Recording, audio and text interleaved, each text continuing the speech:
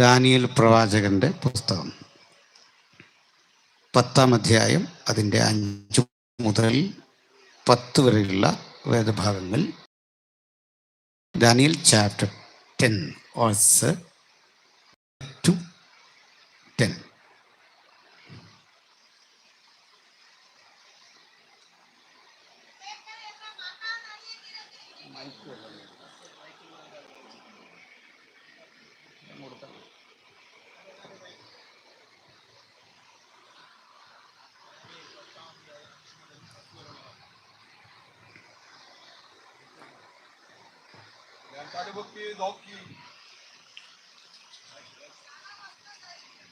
ശണവസ്ത്രം ധരിച്ചും അരയ്ക്ക് ഊപാസ്തംഗം കൊണ്ടുള്ള കച്ചുകെട്ടിയും ഇരിക്കുന്ന ഒരു പുരുഷനെ കണ്ടു.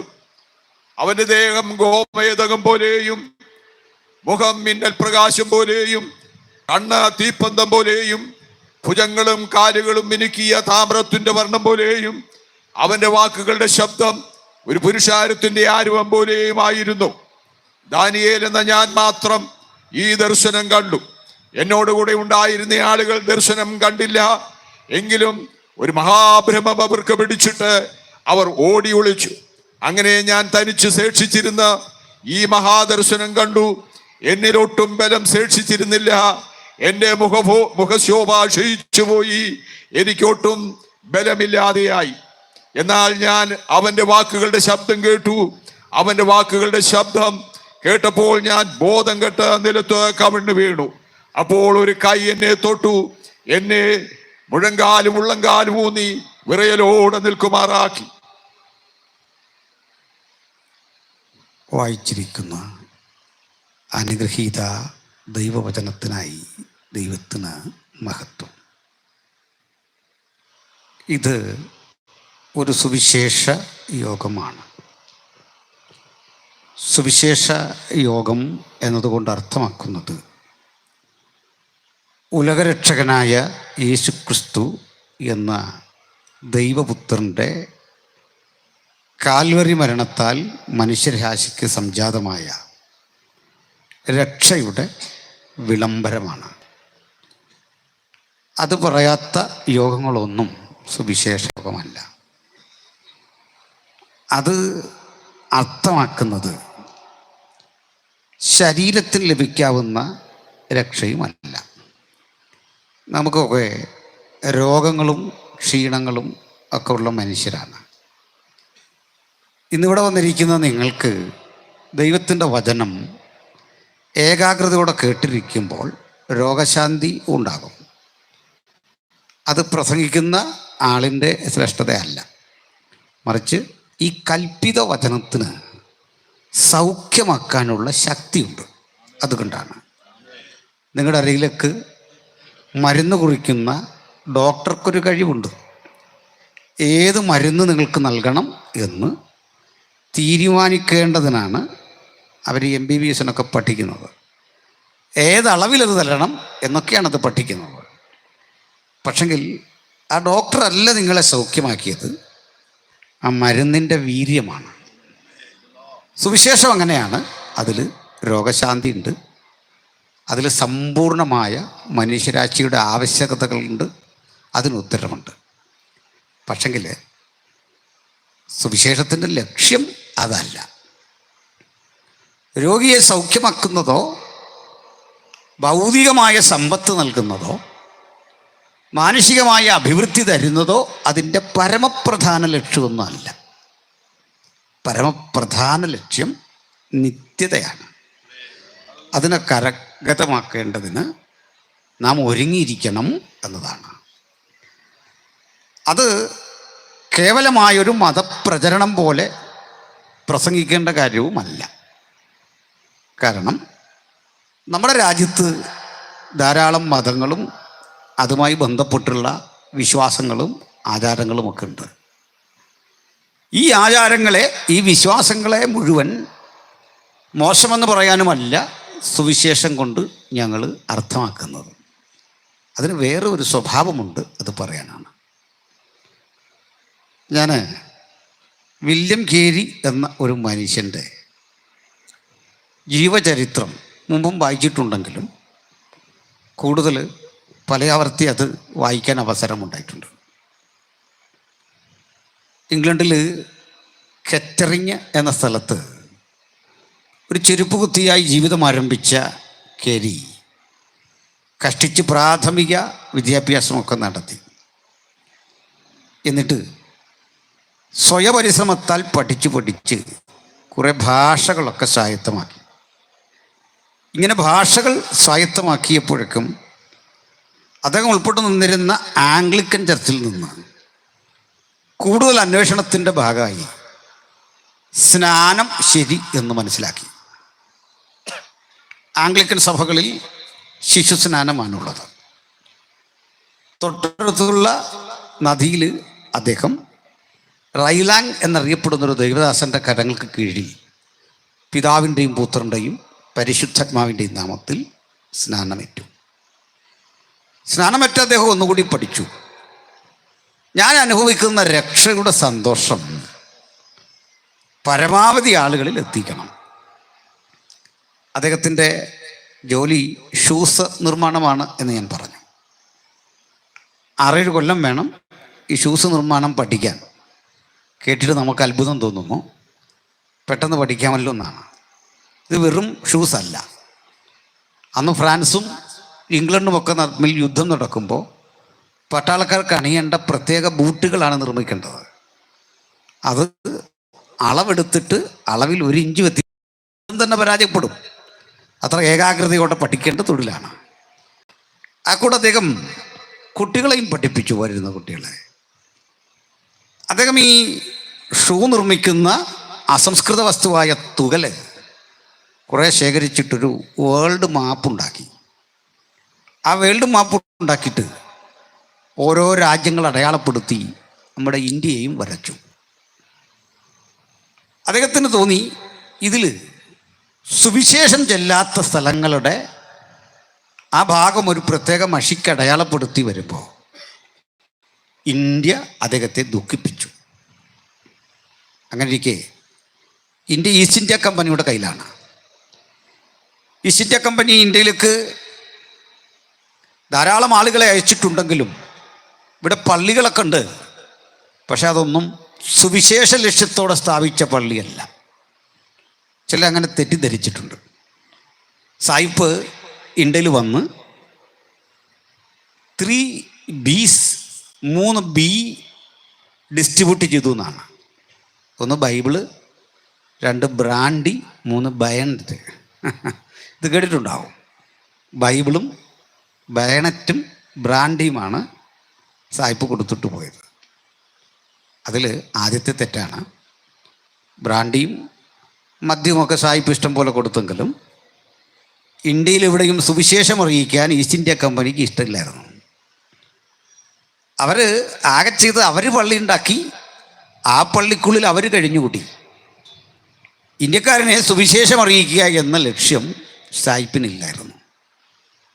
ഒന്നാമത്തെ തെളിവ്, അവനങ്ങനെ ഒരു ലക്ഷ്യമുണ്ടേ അത് സാധിച്ചിട്ട് പോവുള്ളൂ. അങ്ങനെയാ. ഇന്ത്യയിലെ ക്രൈസ്തവ ജനസംഖ്യ ഇന്നും ഏതാണ്ട് ഒരു 3% ഇല്ല. അവൻ പോയിടത്തൊക്കെ അങ്ങനെ ഒരു ലക്ഷ്യം ഇല്ലാതെ പോയതിൻ്റെ കാരണം ഈസ്റ്റ് ഇന്ത്യ കമ്പനി വന്നത് കൊള്ളയടിക്കാനാണ്. നമ്മളെ കൊള്ളയടിക്കാൻ. കുരുമുളകും ഏലവും പോലെയുള്ള വിശിഷ്ട വസ്തുക്കൾ, തേക്ക് തടി പോലെയുള്ള ഉൽപ്പന്നങ്ങൾ, അതൊക്കെ കൊള്ളയടിക്കാൻ വന്നതാണ്. അങ്ങനെ ധാരാളമായി കൊള്ളയടിച്ചു. മറ്റൊന്നുകൂടി അവർ വിലക്കി, ഇവിടേക്കൊരു സുവിശേഷകനും വന്നുകൂടാ.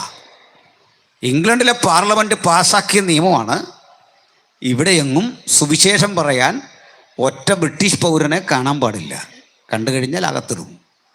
അങ്ങനെ ഒരു കാലത്താണ് ഈ വില്യം കേരി ഇന്ത്യയിലേക്ക് വരാൻ തീരുമാനിച്ചത്. വിസ കൊടുക്കില്ല എന്നറിഞ്ഞപ്പോൾ ഈസ്റ്റ് ഇന്ത്യ കമ്പനിയിൽ തന്നെ ജോലി ചെയ്തിരുന്നൊരു ഡോക്ടർ ഉണ്ടായിരുന്നു, ഡോക്ടർ ജോൺ തോമസ്. അദ്ദേഹം ഇംഗ്ലണ്ടിൽ ചെന്നിട്ട് പറഞ്ഞു, ഡോക്ടർ കേരി, തനിക്ക് ഇന്ത്യയിൽ ഒത്തിരി കാര്യം ചെയ്യാൻ പറ്റും, വിസയൊന്നും വേണ്ട. ഞാൻ ക്യാപ്റ്റനുമായുള്ള പരിചയം വെച്ച് കപ്പലിൽ നിന്നെ അവിടെ കടത്താം. അങ്ങനെ കപ്പലിൽ കയറി. കപ്പൽ ഇംഗ്ലണ്ടിൽ നിന്ന് കുറേ ദൂരം പിന്നിട്ടപ്പോൾ ഈ ഫ്രാൻസിൻ്റെ യുദ്ധക്കപ്പൽ വരും. ഏറ്റുമുട്ടാനുള്ള സാധ്യത വളരെയാണ്. അങ്ങനെ വന്നു കഴിയുമ്പോൾ ഇംഗ്ലണ്ടിൽ തന്നെ ഈ സഹായക കപ്പൽ കൂടെ വരണം, പീരങ്കിയൊക്കെ ഉള്ള. ഈ കപ്പൽ വരാൻ താമസിക്കുമ്പോഴേക്കും 2-3 മാസം എടുത്തു. ഈ 2-3 മാസം കപ്പൽ വെള്ളത്തിൽ കിടക്കുന്നത് പ്രായോഗികമല്ല, കാരണം ഭക്ഷണം തീരും. കപ്പൽ കിടക്കുന്നത് കുഴപ്പമില്ല, മനുഷ്യൻ. അപ്പോൾ പതുക്കെ ആളുകൾ ബോട്ടിൽ അടുത്ത കരയിൽ പറ്റി. വീണ്ടും പോകാൻ സന്നദ്ധനാകുമ്പോഴാണ് അറിയുന്നത് വിസ ഇല്ലാതെ ചിലർ ഈ കപ്പലിലുണ്ട്.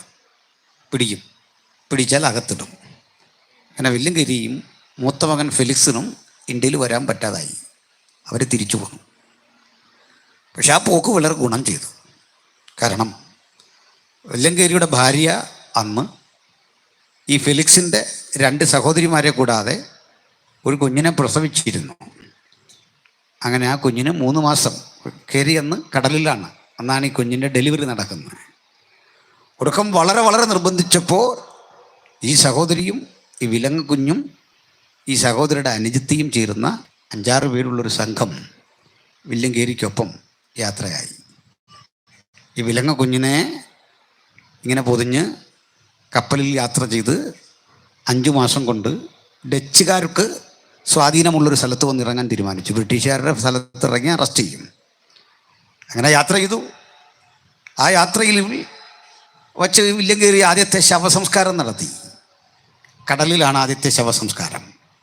ഇങ്ങനെ മരണവും ഭയജനകമായ അന്തരീക്ഷങ്ങളും കൊടുങ്കാറ്റും ആപത്തുമൊക്കെ കണ്ട് 5 മാസം കഴിഞ്ഞപ്പോൾ കപ്പൽ ഇന്ത്യൻ തീരത്തണഞ്ഞു. ഇവിടെ വന്നു, സംസ്കൃതം പഠിച്ചു. ആ കപ്പലിരുന്നു കൊണ്ട് അദ്ദേഹം ബംഗാളി ഭാഷ പഠിച്ചു, മറാഠി പഠിച്ചു. കഷ്ടതയുടെ കഠിനമായ ആ ജീവിതഘട്ടങ്ങളിൽ അദ്ദേഹം ഇത് പഠിച്ചിട്ട് കാര്യമായ വിദ്യാഭ്യാസമില്ലാത്ത ഒരു നാടൻ ചെരുപ്പ് കുത്തി ഇന്ത്യയിൽ നിന്ന് തിരിച്ചു പോകുമ്പോഴേക്കും ഫോർട്ട് വില്യംസ് കോളേജിലെ പ്രൊഫസറായി ജോലി ചെയ്തതിൽ നിന്ന് വിരമിച്ചിട്ടാണ് ഇവിടുന്ന് കടന്നു പോകുന്നത്.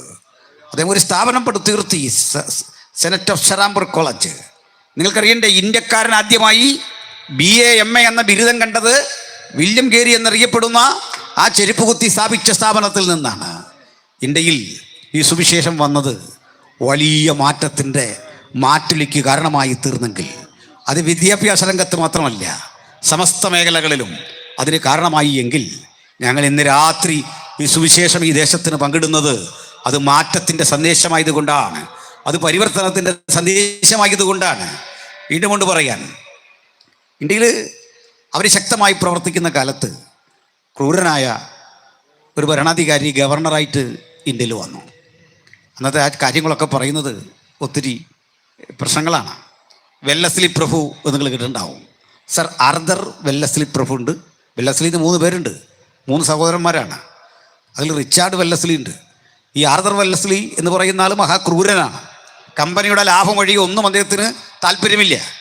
അദ്ദേഹം അറിഞ്ഞു, ദാണ്ട് ഇവിടെ ബൈബിളിൻ്റെ പരിഭാഷ നടക്കുന്നു, വില്യംകേരി എന്നൊരാൾ ഇതിന് പിന്നിൽ പ്രവർത്തിക്കുന്നു, ഈ രാജ്യത്തിലുള്ള മതങ്ങളെ അത് വ്രണപ്പെടുത്തുന്നു. അങ്ങനെ വ്രണപ്പെടുത്തിയാൽ ഞങ്ങളുടെ കച്ചവടം മുട്ടും, ജനം ഇളകിക്കഴിഞ്ഞാൽ പ്രശ്നമാകും. അതുകൊണ്ട് ഇവിടെയുള്ള മനുഷ്യരെ ഇളക്കരുത്. അവരെ ആചാരമോ ദുരാചാരമോ അനാചാരമോ എന്തുമാകട്ടെ അതങ്ങനെ നിൽക്കട്ടെ, അതിൽ തുടരുത്, അവരിഷ്ടം പോലെ പോകട്ടെ. നമ്മുടെ ലക്ഷ്യം കച്ചവടമാണ്. രാജാക്കന്മാർക്ക് പണം കൊടുത്ത്, പാരിതോഷികങ്ങൾ കൊടുത്ത്, സുവർണ സരപ്പുളി മാല കൊടുത്ത്, പലതരം ആകർഷണ വസ്തുക്കൾ കൊടുത്ത് അവർ കച്ചവടം ഉറപ്പിക്കാൻ വന്നവരാണ്, നമ്മുടെ രാജ്യത്ത് കൊള്ളയടിക്കാൻ വന്നവരാണ്. അപ്പോൾ മിഷൻ പ്രവർത്തനം വേണ്ട, സുവിശേഷം വേണ്ട എന്നുള്ള തീരുമാനത്തോടു കൂടി ഇരിക്കെ അദ്ദേഹത്തിനൊരു സഹായിയെ കിട്ടി.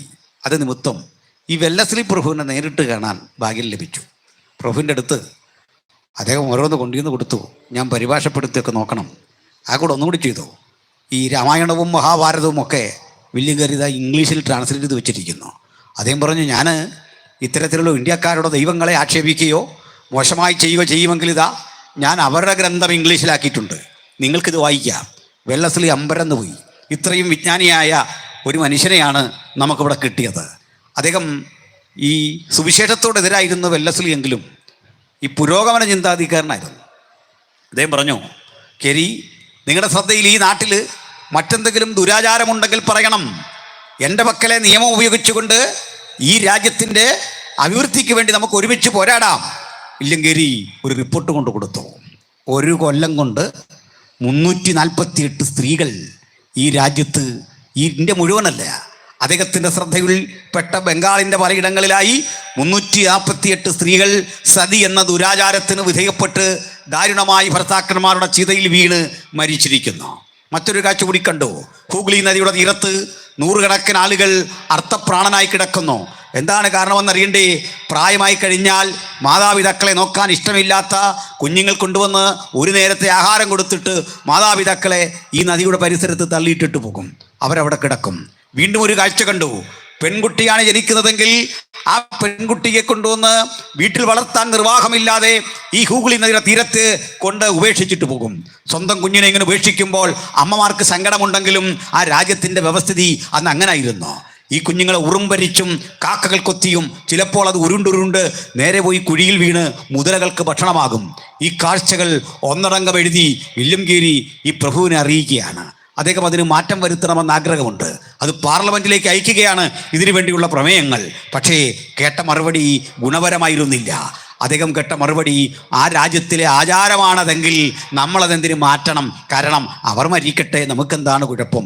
ഇതാണെങ്കിൽ അതിൻ്റെ നടുവിൽ വില്യം ഗേരിയെപ്പോലെ ഒറ്റപ്പെട്ട മനുഷ്യരെ ചിന്തിച്ചു, സാധിക്കില്ല, ഇതിനെതിരെ ജീവിതം കൊണ്ട് പടപൊരുതുക തന്നെ ചെയ്യും. സുവിശേഷം അങ്ങനെയാണ്. ഇത്തരം അനീതികൾ കാണുമ്പോൾ, മനുഷ്യൻ നശിക്കുന്നത് കാണുമ്പോൾ പിടയുന്ന പ്രാണനെക്കുറിച്ചുള്ള തികവാർന്ന വേദനയാണ് സുവിശേഷത്തിൻ്റെ ഉള്ളടക്കമെങ്കിൽ ഈ രാത്രി ആ വേദന കൊണ്ടാണ് ഞങ്ങൾ ഈ ഗ്രാമത്തോട് വിളിച്ചു പറയുന്നത്, മറ്റൊരുവരിലും രക്ഷയില്ല.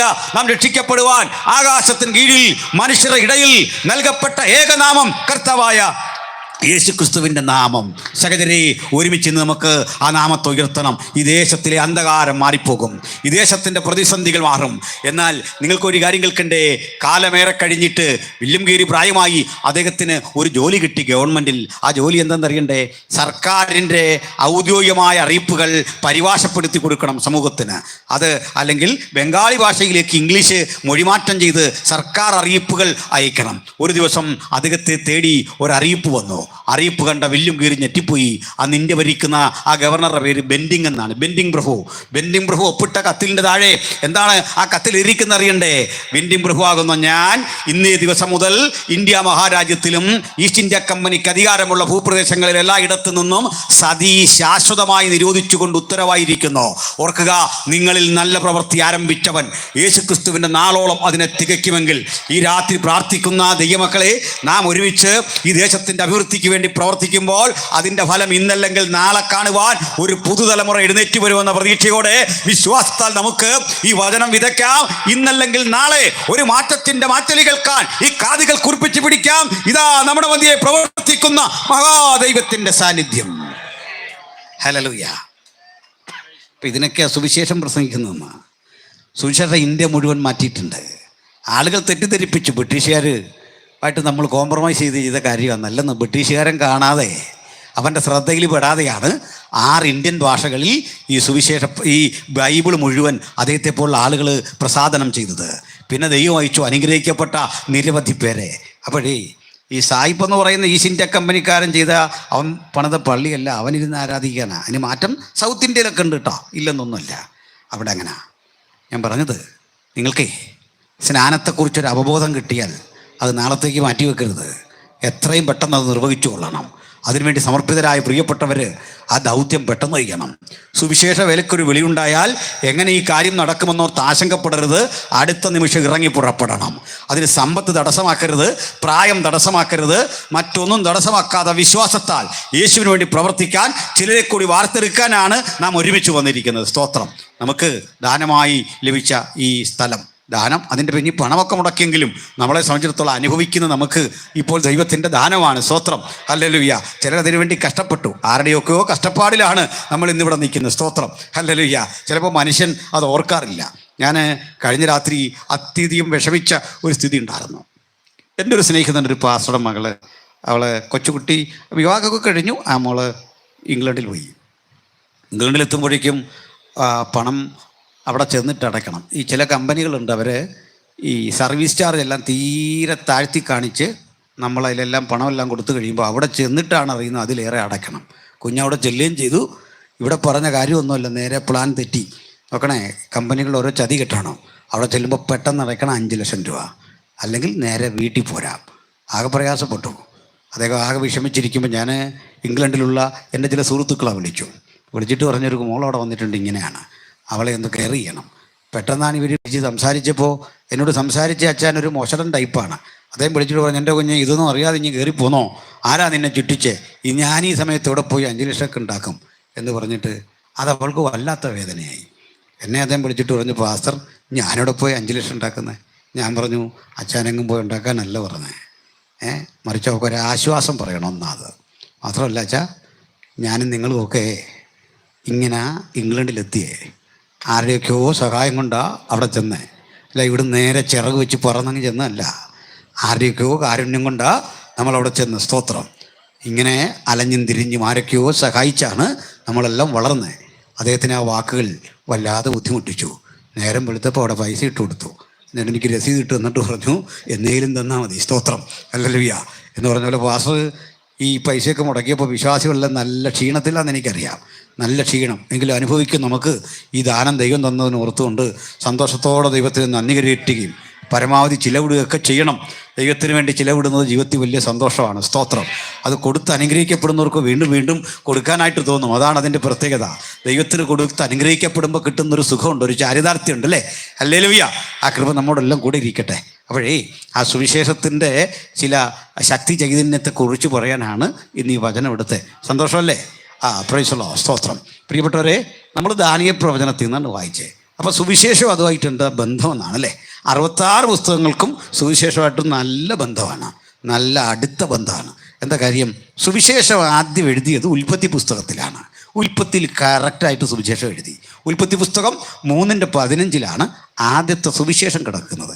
അതിന് ശരിക്കും ബൈബിൾ പഠിക്കുന്ന ആളുകൾ പറയുന്നൊരു പേരുണ്ട്, പ്രോട്ടോ ഏവൻഗേലിയോൻ. അതിൻ്റെ അർത്ഥം എന്താണ്? ആദ്യത്തെ സുവിശേഷം, പ്രോട്ടോ ഏവൻഗേലിയോൻ. അത് ചെറുതാണ്. സ്ത്രീയുടെ സന്തതി സർപ്പത്തിൻ്റെ തല തകർക്കും, പാമ്പിൻ്റെ തല ആര് തകർക്കും?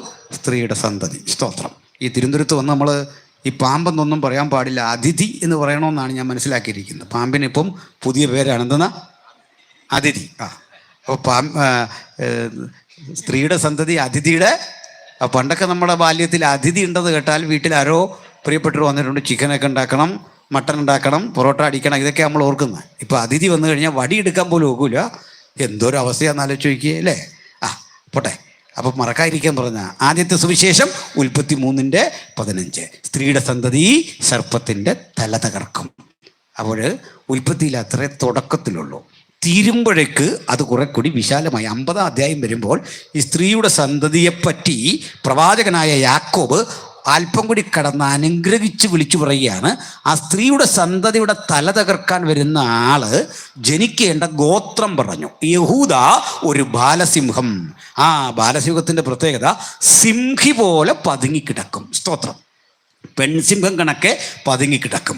അവകാശമുള്ളവൻ വരുവോളം രാജതൻ്റെ ചെങ്കോൽ അവൻ്റെ കാൽ കീഴിൽ നിന്ന് നീങ്ങിപ്പോകയില്ല. അവൻ ഗോത്രം പിടികിട്ടി. ജൂതഗോത്രത്തിൽ നിന്നാണ് അവൻ ജനിക്കുന്നത്. സ്തോത്രം. അപ്പോൾ ഉൽപ്പത്തി തുടങ്ങുന്നിടത്ത് സ്ത്രീയുടെ സന്തതി എന്നാണ് പറഞ്ഞതെങ്കിൽ തീരുന്നയിടത്ത് പറയുകയാണ് അവൻ ജനിക്കുന്ന ഗോത്രം. ഇനി അടുത്ത ഘട്ടം കിടക്കുമ്പോൾ സംഖ്യാപുസ്തകത്തിലേക്ക് വരുമ്പോഴേക്ക് കുറെ കൂടി വ്യക്തതയുണ്ട്. യാക്കോബിൽ നിന്ന് ഒരു നക്ഷത്രം ഉദിക്കും. യേശുവിനെ പറ്റി പറയുക, യാക്കോബിൽ നിന്നൊരു നക്ഷത്രം ഉദിക്കും, അത് മോവാബിന്റെ പാർശ്വങ്ങളെ തകർക്കും, തുമുലപുത്രന്മാരെയൊക്കെ സംഹരിക്കും. അവർ തന്നെ നിന്ന് ഒരു അരമണിക്കൂർ പറയാനുണ്ട്. കാരണം ആനുകാലിക സംഭവങ്ങളാണ്. ആരാണ് ഈ തുമുലപുത്രന്മാർ? ആരാണ് ഈ മോവാബൈറ്റ്സ്? ചരിത്രം എന്താണ് പറയുന്നത് അറിയണ്ടേ? ഈ രൂത്തുമൊക്കെ ജീവിച്ചിരുന്ന ആ ഭൂപ്രദേശമില്ലേ രൂത്ത്, അതുപോലെ തന്നെ നമ്മളുടെ രൂത്തിൻ്റെ ആ കുലം ഇയ്യോബും ഒക്കെ ജീവിച്ചിരുന്നത് അതേ സ്ഥലത്താണ്. ഇയ്യോബിൻ്റെ സ്ഥലവും രൂത്തിൻ്റെ സ്ഥലവും ഒക്കെ ഏതാണ്ട് ഒരുപോലെയുള്ള ഭൂപ്രദേശമാണ്. ഇവിടെ നിങ്ങളറിയാൻ ഇന്ന് യോർദാൻ എന്നൊരു സ്ഥലമുണ്ട്. യോർദാൻ. ആ യോർദാൻ ഭരിക്കുന്ന രാജകുടുംബത്തിൻ്റെ പേര് ഹാഷിവൈറ്റ് കിങ്ഡം ഓഫ് യോർദാൻ എന്നാണ്. ആ യോർദാൻ്റെ ഭൂപ്രദേശമാണ് വാസ്തവത്തിൽ നമ്മളുടെ ഈ മോവാബിരെന്ന് പറയുന്നത്. അവിടെയുള്ള ഒരു ജനതയുടെ പാർശ്വത്തെ തകർക്കാൻ, അതിൻ്റെ ഒരു ഭാഗത്തെ തകർക്കാൻ ഒരധികാരം ഈ യാക്കോബിൽ ഉദിക്കുന്ന സന്തതിക്ക് ലഭിക്കും എന്ന് പറയുന്നത് ആനുകാലികങ്ങളായ ചില സംഭവങ്ങളുമായിട്ട് ചേർത്ത് വായിക്കേണ്ടതാണ്. അപ്പോൾ നമുക്കറിയാം, ലെബനനിൽ അതിശക്തമായ ഇസ്രയേലിലെ ആക്രമണം നടക്കുകയാണ്. ഈ ലെബനനൊക്കെ ഒരു കാലത്ത് ക്രൈസ്തവ രാജ്യങ്ങളായിരുന്നു, പരസ്പര സമാധാനത്തോടെ ജീവിച്ചിരുന്ന മനുഷ്യരുടെ സ്ഥലമായിരുന്നു. ലെബാനോനിലെ ദേവദാരുക്കളെ പറ്റി നിങ്ങൾ കേട്ടിട്ടുണ്ട്. ആ സ്ഥലങ്ങളാണ് ലോകത്തിലെ 60ഓളം രാജ്യങ്ങൾ തീവ്രവാദ സംഘടനകളാക്കി. ഗൾഫ് രാജ്യങ്ങൾ, അറബി രാജ്യങ്ങൾ, സൗദി അറേബ്യ പോലും തീവ്രവാദികളായി മുദ്രകുത്തിയിട്ടുള്ള ഹിസ്ബുള്ള പോലെയുള്ള, ഹമാസ് പോലെയുള്ള ഇത്തരം ധാരാളം മിലിഷ്യ ഗ്രൂപ്പുകൾ. ഈ മിലിഷ്യ ഗ്രൂപ്പ് എന്നൊക്കെ ആളുകൾ ചർച്ചയിൽ പറഞ്ഞിട്ടുണ്ട്. എന്താണ് മിലിഷ്യ ഗ്രൂപ്പ് എന്നറിയണ്ടേ? ഒരു രാജ്യത്ത് ചില സംഘടനകൾ ആയുധം കയ്യിലെന്തിക്കൊണ്ട് മിലിറ്ററി പോലെ പരിശീലനം നടത്തിക്കൊണ്ട് നിയമവിരുദ്ധമായി പ്രവർത്തിക്കുക. ഒരു രാജ്യത്ത് ആയുധം കയ്യിൽ വെച്ചുകൊണ്ടുള്ള പരിശീലനം നടത്താൻ 2 കൂട്ടർക്കേ അവകാശമുള്ളൂ. ഒന്ന് ഗവൺമെൻറ് നിയോഗിക്കുന്ന പോലീസിനാണ്, മറ്റൊന്ന് പട്ടാളത്തിനാണ്. ഇത് രണ്ടുമല്ലാതെ നമ്മൾ ആയുധ പരിശീലനം നടത്തിയാൽ അതിന് മിലിഷ്യ ഗ്രൂപ്പ് എന്ന് പറയും. അത് നിയമവിരുദ്ധമാണ്. അത് നമ്മുടെ നാട്ടിലൊക്കെ ആയുധ പരിശീലനം ആരെങ്കിലും നടത്തുന്നുണ്ടെങ്കിൽ അതിന് ഗവൺമെൻറ്റിൻ്റെ അനുമതി വേണം. അങ്ങനെയുള്ള കളരികളൊക്കെ ഉണ്ട്. അതൊന്നുമല്ല ഞാൻ പറയുന്നത്. എന്നാൽ തീവ്രവാദ സ്വഭാവത്തോടുകൂടി ആയുധം കയ്യിൽ വെച്ചുകൊണ്ട് പ്രവർത്തിക്കുന്ന തരത്തിലെ മിലിഷ്യ ഗ്രൂപ്പുകൾ. ആയുധം എന്നൊക്കെ കേട്ടപ്പോൾ നമ്മുടെ വിചാരം ഇതേതാണ്ട് കത്തിയോ അതുപോലൊക്കെയുള്ള വസ്തുക്കളാണ്. അല്ലല്ല, നമ്മൾ കഴിഞ്ഞ ദിവസം കണ്ടു 81 മിസൈലുകളാണ് 181 മിസൈലുകളാണ് നേരെ ഇറാൻ അയച്ചത് ഇസ്രയേലിന് നേരെ. അത് പരമാവധി ആകാശത്ത് നിന്നിട്ട് കത്തി താഴെ വീണു. പ്രത്യേകിച്ച് ആർക്കും ഗുണവും ദോഷവും ഒന്നും ഉണ്ടായില്ല. ഗുണവും ദോഷവും ഒന്നും ഉണ്ടാതെ ഇത് അയച്ചപ്പോൾ സംഭവിച്ചേക്കണ്ടേ, ഒരു മിസൈൽ അയക്കുമ്പോൾ 40 ലക്ഷം ഇന്ത്യൻ റുപ്പി ചെലവ് വരും. 40 ലക്ഷം. അപ്പോൾ ഇറാൻ പോലെയുള്ളൊരു രാജ്യം അതിൻ്റെ സമ്പദ്ഘടന മുഴുവൻ തകരുന്ന വിധത്തിൽ ഇങ്ങനെ പ്രവർത്തിച്ചടിക്കുക. നിങ്ങൾക്കറിയണ്ടേ, ഇറാൻ എന്ന് പറയുന്ന രാജ്യത്തെക്കുറിച്ച് ബൈബിളിലുണ്ട്. നിങ്ങൾ കേട്ടിട്ടുമുണ്ട്, വായിച്ചിട്ടുമുണ്ട്. ബൈബിളിലെ പേരെന്താണെന്നറിയണ്ടേ? പേർഷ്യ.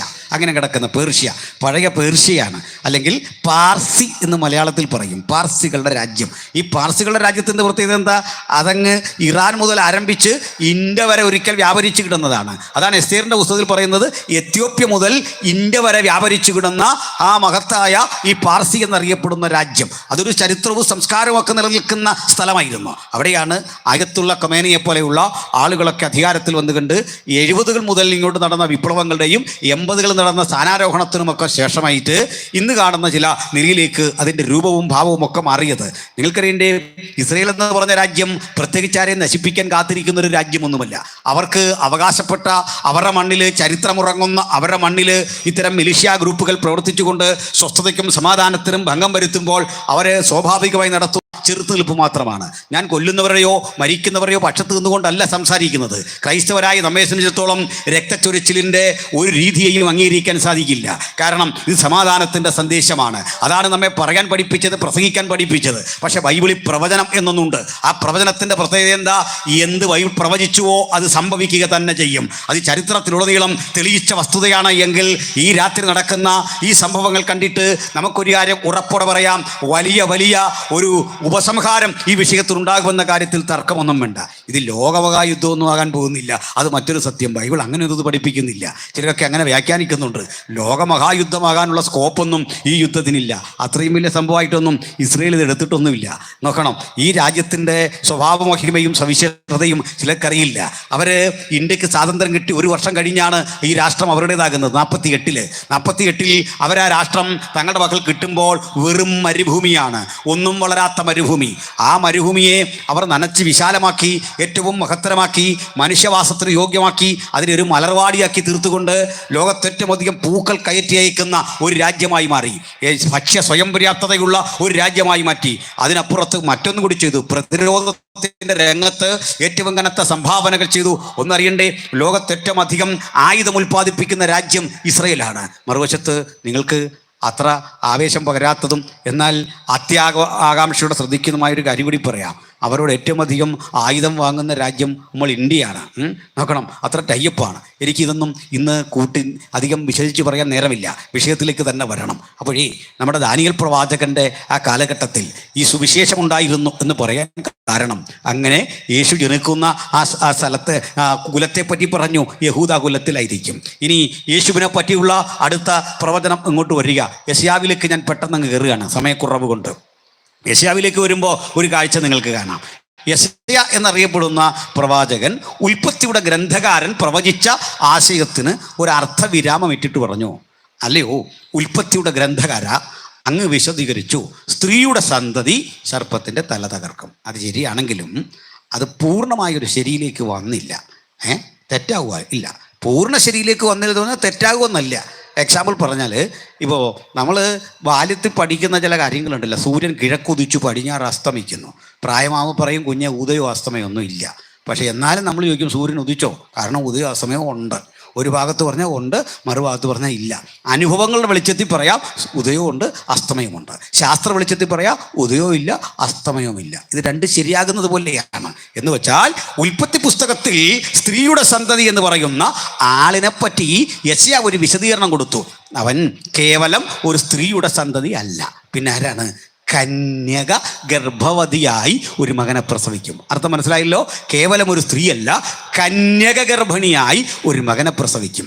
അത് ആകാംക്ഷയോടെ കെട്ടിരുന്ന ജനാവലിയോട് പറഞ്ഞു, അതുകൊണ്ട് തീരത്തില്ല. പകരം കന്യക ഗർഭിണിയായി ഒരു മകനെ പ്രസവിക്കും, അവന് ഒരു പേരിടും, ദൈവം നമ്മോടുകൂടെ എന്നർത്ഥമുള്ള ഇമ്മാനുവൽ എന്ന് പേർ വിളിക്കും. ആ പേർ വിളിയോടുകൂടി മറ്റൊന്നുകൂടി പറഞ്ഞു. അടുത്ത അധ്യായങ്ങളിലേക്ക് കിടക്കുമ്പോൾ പറയുക, അവന് നീ അത്ഭുത ആലോചനക്കാരൻ. ഹല്ലേലൂയ. ഈ നമ്മുടെ ബൈബിളിലൊക്കെ എഴുതിയിരിക്കുന്ന അത്ഭുത മന്ത്രി എന്നാണ്. ആ പരിഭാഷയിൽ ഒരു തിരുത്തു വേണം. പിന്നെ എങ്ങനെ പറയണം? അത്ഭുത ആലോചനക്കാരൻ. എന്താ ഇതിൻ്റെ അർത്ഥം എന്ന് അറിയണ്ടേ? നിങ്ങൾ വിഷമം പിടിച്ചിരിക്കുന്ന ഘട്ടത്തിൽ നിങ്ങളുടെ സുഹൃത്തിനോടൊരു ആലോചന ചോദിക്കുക. അയാളൊരു ആലോചന പറഞ്ഞു തരും. അത് വളരെ ബുദ്ധിപരമാണ്, തർക്കമൊന്നുമില്ല. ബുദ്ധിപരമായ ആലോചന.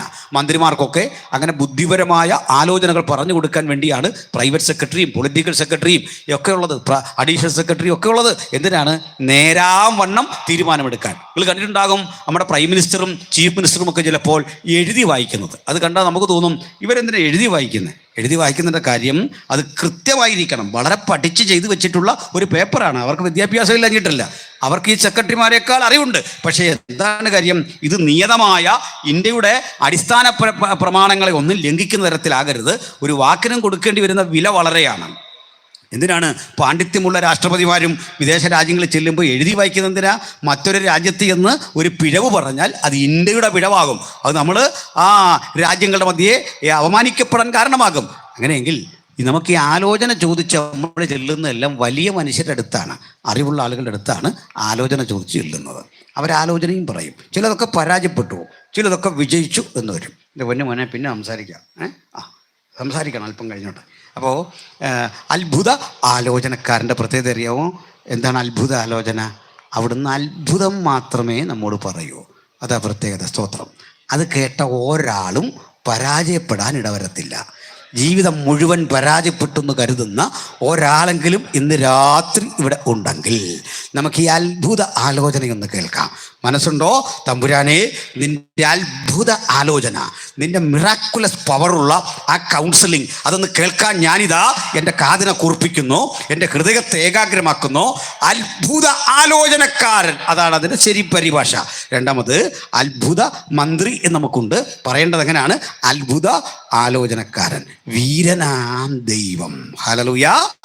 കന്യക ഗർഭവതിയായി പ്രസവിക്കുന്ന ആ പുത്രന്റെ സവിശേഷത പറയുക, അത്ഭുതാലോചനക്കാരൻ, വീരനാം ദൈവം, നിത്യതയുടെ പിതാവ്. മലയാളം ബൈബിളിൽ നിത്യപിതാവ് എന്നാണ്. അതിനും ഒരു തിരുത്തൽ വേണം. എങ്ങനെ പറയണം?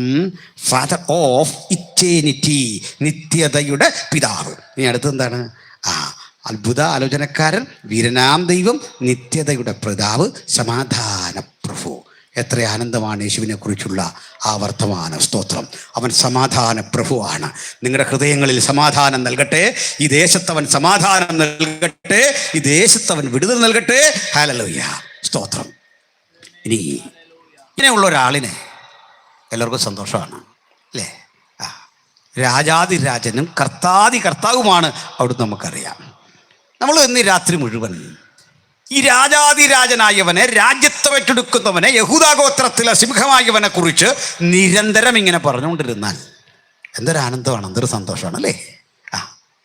എന്നല്ലേ ഒരല്പം കൂടെ എനിക്കൊന്ന് പൂരിപ്പിക്കണം, എന്നിട്ട് ഞാൻ ഉള്ളടക്കത്തിലേക്ക് നേരെ വരാം. സഹോദരങ്ങളെ, യേശു എന്ന വ്യക്തി ആരാണെന്ന് ഏകദേശം പറഞ്ഞു. ഇനി യേശു ജനിക്കുന്ന സ്ഥലം കൂടി കൃത്യം പറഞ്ഞു. എക്സാമ്പിൾ, ഒരേ പേരുള്ള 2 സ്ഥലങ്ങളും 3 സ്ഥലങ്ങളൊക്കെ ഉണ്ട്. നമ്മുടെ പാസ്റ്റർ ജോസഫ് കുര്യൻ താമസിക്കേണ്ട അടുത്ത് മണക്കാല എന്നൊരു സ്ഥലമുണ്ട്. നമ്മുടെ ഷാരോൺ ഫെലോഷിപ്പിൻ്റെ സെമിനാരി ഒക്കെ അവിടെ ഉണ്ട്. ഈ വരുന്ന വഴിക്കും അങ്ങനെ ഒരു ബോർഡ് ഉണ്ട്, മണക്കാല എന്നുണ്ട്. ഞാൻ പാസ്റ്ററോട് പറഞ്ഞു, ഞാനൊരാളോട് പറയാണ് മണക്കാലയിൽ വെച്ച് കാണാം എന്ന് പറഞ്ഞാൽ ഇവിടെയും അവിടെയും ആയിപ്പോവും. അപ്പം ഞാൻ എന്ത് പറയണം? ആ സ്ഥലം ചേർത്ത് പറയണം, അടൂരുള്ള മണക്കാല, എങ്കിലേ സ്പെസിഫൈ ചെയ്യാൻ പറ്റുള്ളൂ. അല്ല ഈ സ്ഥലം ചേർത്ത് പറയണം. അന്ന് 2 ബേദലഹേം ഉണ്ട്, അതിനാ പറഞ്ഞു തന്നെ 2 ബേദലഹേം. 2 ബേദലഹേമിൽ ഏതെങ്കിലും ഒരു ബേദലഹേമിൽ ജനിക്കുക എന്നല്ല ബൈബിളിൽ പറഞ്ഞത്. എഫ്രാത്തയിലെ ബേദലഹേമിൽ യേശു ജനിക്കും. അപ്പം ആ സ്ഥലം കൃത്യം പറഞ്ഞു, എബ്രാത്തയിലെ ബേദലഹേം. ഇനി അടുത്തെന്താ? പ്രവാചക ശ്രേഷ്ഠൻ മറ്റൊരാൾ വന്നിട്ട് അത് പൂരിപ്പിച്ചു. മീകാ പ്രവചിക്കുകയാണ്, അവൻ എബ്രാത്തയിലെ ബേദലഹേമിൽ ജനിക്കും.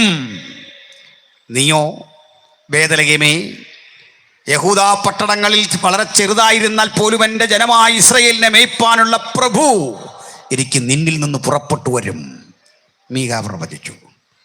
മറ്റൊന്ന്, അവിടുന്ന് സ്വന്തം ശിഷ്യനാൽ ഒറ്റിക്കൊടുക്കപ്പെടും. ഒറ്റിക്കൊടുക്കുന്നതിൻ്റെ കൂലിയായി 30 വെള്ളി നാണയം സ്വീകരിക്കും. ആ 30 വെള്ളി നാണയം കൈപ്പറ്റുന്നവൻ ഉപയോഗിക്കാനാവാതെ അവൻ മരിച്ചു വീഴും. ആ മരിച്ചു വീണവൻ്റെ കുടലെല്ലാം തുറിച്ചു പോകും. ആ പണം ദൈവാലയത്തിൽ കൊണ്ട് ഭണ്ഡാരത്തിലിടാൻ പാടില്ല. ആ പണം കൊണ്ട് വഴിപോക്കൊരു അനാഥരുമായ ആളുകൾ മരിച്ചു വീണാൽ അവരുടെ ശവം മറവ് ചെയ്യുന്ന ഒരു ശ്മശാന ഭൂമി വാങ്ങണം. അതിന് രക്തനിലമെന്ന് പേരിടണം. ഇതൊക്കെ യേശു ജനിക്കുന്നതിൻ്റെ 1000 മുമ്പ് എഴുതി വെച്ചൊരു പുസ്തകം കൊണ്ടാണ് നമ്മളിന്ന് രാത്രി ഇവിടെ വന്നത്. പഴയ നിയമം ഇന്ന് പലർക്കും അലർജി, അതിൻ്റെ ഉത്തരം പലർക്കും അറിയില്ല, അതിൻ്റെ കാര്യകാരണങ്ങൾ അറിയില്ല. ഈ പഴയ നിയമത്തിൽ യേശു ജനിക്കുന്നതിൻ്റെ 1000 ആണ്ടുകൾക്കപ്പുറത്ത് യേശുവിൻ്റെ ജനനം, യേശുവിൻ്റെ മരണം, യേശുവുമായി ബന്ധപ്പെട്ടുള്ള ജീവിതത്തിൻ്റെ സുപ്രധാന കാര്യങ്ങൾ എഴുതി വെച്ചെങ്കിൽ ഈ 66 പുസ്തകങ്ങളെയും മാരോട് അടുക്കി പിടിച്ചുകൊണ്ട് പറയാം, ഇതാണ് ലോകത്തിന് വെളിച്ചം കൊടുത്ത ദൈവദർശനങ്ങളുടെ സമാഹാരം. അതിന് ഉയർത്തിപ്പിടിച്ചുകൊണ്ട് പറയാം, അതാണ് സുവിശേഷത്തിൻ്റെ വാഗ്ദത്തം, അതാണ് മനുഷ്യരാശിയെ ജ്വലിപ്പിക്കുന്ന വെളിച്ചം. ഈ വെളിച്ചത്തിൽ നടക്കുന്ന ആരും ഇടറി വീഴാൻ ഇടവരാത്ത വിധത്തിൽ ആ വലിയ വെളിച്ചത്തിന്റെ ആ വലിയ സ്വാധീന ശക്തി ഇന്ന് രാത്രി നമ്മുടെ മതത്തിൽ വ്യാപരിക്കുകയാണ്. ആർക്ക് വേണം ഈ വചനത്തിന്റെ വെളിച്ചം? ആർക്കും വഴിതടയാനാവാത്ത ഈ വചന വെളിച്ചം നിങ്ങൾ പുത്തൻ ഉണർവാകട്ടെ, പ്രതീക്ഷയാകട്ടെ, കരുത്താകട്ടെ, അത് ബലമാകട്ടെ, രോഗശാന്തിയാകട്ടെ, വിടുതലാകട്ടെ, സാത്താന്യ ബന്ധനങ്ങളെ തകർക്കുന്ന അതിശക്തമായ ദൈവീക ആയുധമാകട്ടെ. Hallelujah, hallelujah, praise the lord. ഞാൻ അത്യധികം ക്ഷീണിതനായിട്ടാണ് വന്നത്. പറഞ്ഞു പോയതുകൊണ്ട് വന്നാണ്. അത്യധികം ശാരീരികമായും മാനസികമായിട്ടൊക്കെ തകർന്നിരിക്കുന്ന ചില ദിവസങ്ങളായിരുന്നു. എന്നാൽ വിളിച്ച് ക്യാൻസൽ ചെയ്യാനൊന്നും തോന്നിയില്ല. 1 കർത്താവിൻ്റെ ദാസൻ, 2 കഴിവതോറും മിനിസ്ട്രിക്ക് പോകണം. മറ്റ് രോഗങ്ങളല്ലെങ്കിൽ വണ്ടി ഓടിക്കാനൊക്കെ നല്ല ബുദ്ധിമുട്ടുള്ളൊരു സമയമാണ്. പക്ഷെങ്കിൽ ഇവിടെ നിൽക്കുമ്പോൾ വലിയ ശരീരത്തിന് വലിയ വിടുതലാണ്, മനസ്സിന് വലിയ വിടുതലാണ്. കാരണം ദൈവജനത്തിൻ്റെ ശക്തി അതാണ്. ഹല്ലേലൂയ. വചനത്തിലേക്ക് വരാം. പ്രിയമുള്ളവരെ, ഇപ്പോൾ യേശു എന്ന ദൈവപുത്രനെ പറ്റി പറഞ്ഞു, അത്ഭുത ആലോചനക്കാരൻ, വീരനാം ദൈവം, നിത്യതയുടെ പിതാവ്, സമാധാന പ്രഭു. നമ്മൾ വെളിപ്പാടിലേക്ക് വരുമ്പോൾ രാജാതി രാജാവും കർത്താതി കർത്താവും. എത്ര മഹത്തര നാമമാണ്. ഇനി യേശുവിൻ്റെ അത്ഭുത പ്രവൃത്തികളിൽ കൂടി വന്നാൽ അതെല്ലാം ശ്രേഷ്ഠകരമാണ്, വളരെ മഹത്തരമാണ്. അതിനോരോന്നും വർണ്ണിക്കാൻ നമുക്ക് സന്തോഷമാണ്. കടലിൽ മീതെ യേശു നടന്നു. ചില പറയുന്നു ഇന്ത്യയിൽ വന്ന് യോഗ പഠിച്ചുകൊണ്ടാണ്. എനിക്കത് വിശ്വസിക്കാനും അതൊരു ബുദ്ധിമുട്ടുമില്ല. ഒരാളൊരു കല വന്ന് പഠിച്ചു അതുപോലെ ചെയ്തു എന്ന് പറയുന്നത് തെറ്റ്. പക്ഷേ യോഗയുടെ ആചാര്യന്മാർ ഞാൻ ഒരുക്കുന്ന സ്ഥലത്തൊന്നും ഇങ്ങനെ നടന്ന് കാണിക്കണം, അത്രേ ഉള്ളൂ. ഞാൻ സജ്ജീകരിക്കാം. വല്ല ഗ്ലാസും വെച്ചിട്ടാണെങ്കിൽ, ഇത്രയും വലിയ കഴിവ് യോഗയ്ക്കുണ്ടെങ്കിൽ നമ്മുടെ മുമ്പ് വെള്ളത്തിലൊന്ന് നടന്ന് കാണിച്ചാൽ മതി, പ്രശ്നം തീർന്നു. ഇന്ത്യയിലേക്കൊന്നും യേശു വന്നിട്ടില്ല. വചനം കൃത്യമായിട്ട് എഴുതിയിരിക്കുകയാണ്, അവൻ പാലസ്തീനിയ വിട്ടു എന്നീ പുസ്തകം പറഞ്ഞാൽ പോയില്ല. അതാണ് വെറുതെ അത് ഇത് എഴുതുന്ന പുസ്തകമല്ല, ഇത് പറഞ്ഞതാണല്ലേ. അപ്പോഴേ യേശു കർത്താവ് കടലിൻ മീതെ നടന്ന കാര്യം പറയുമ്പോൾ നമുക്കെന്തൊരാനന്ദമാണല്ലേ. കർത്താവ് 5 അപ്പം 5000 കൊടുത്തു, അതും ആവേശജനകമാണ്. യായിറോസിൻ്റെ മകളെ ഉയർപ്പിച്ചു, അതും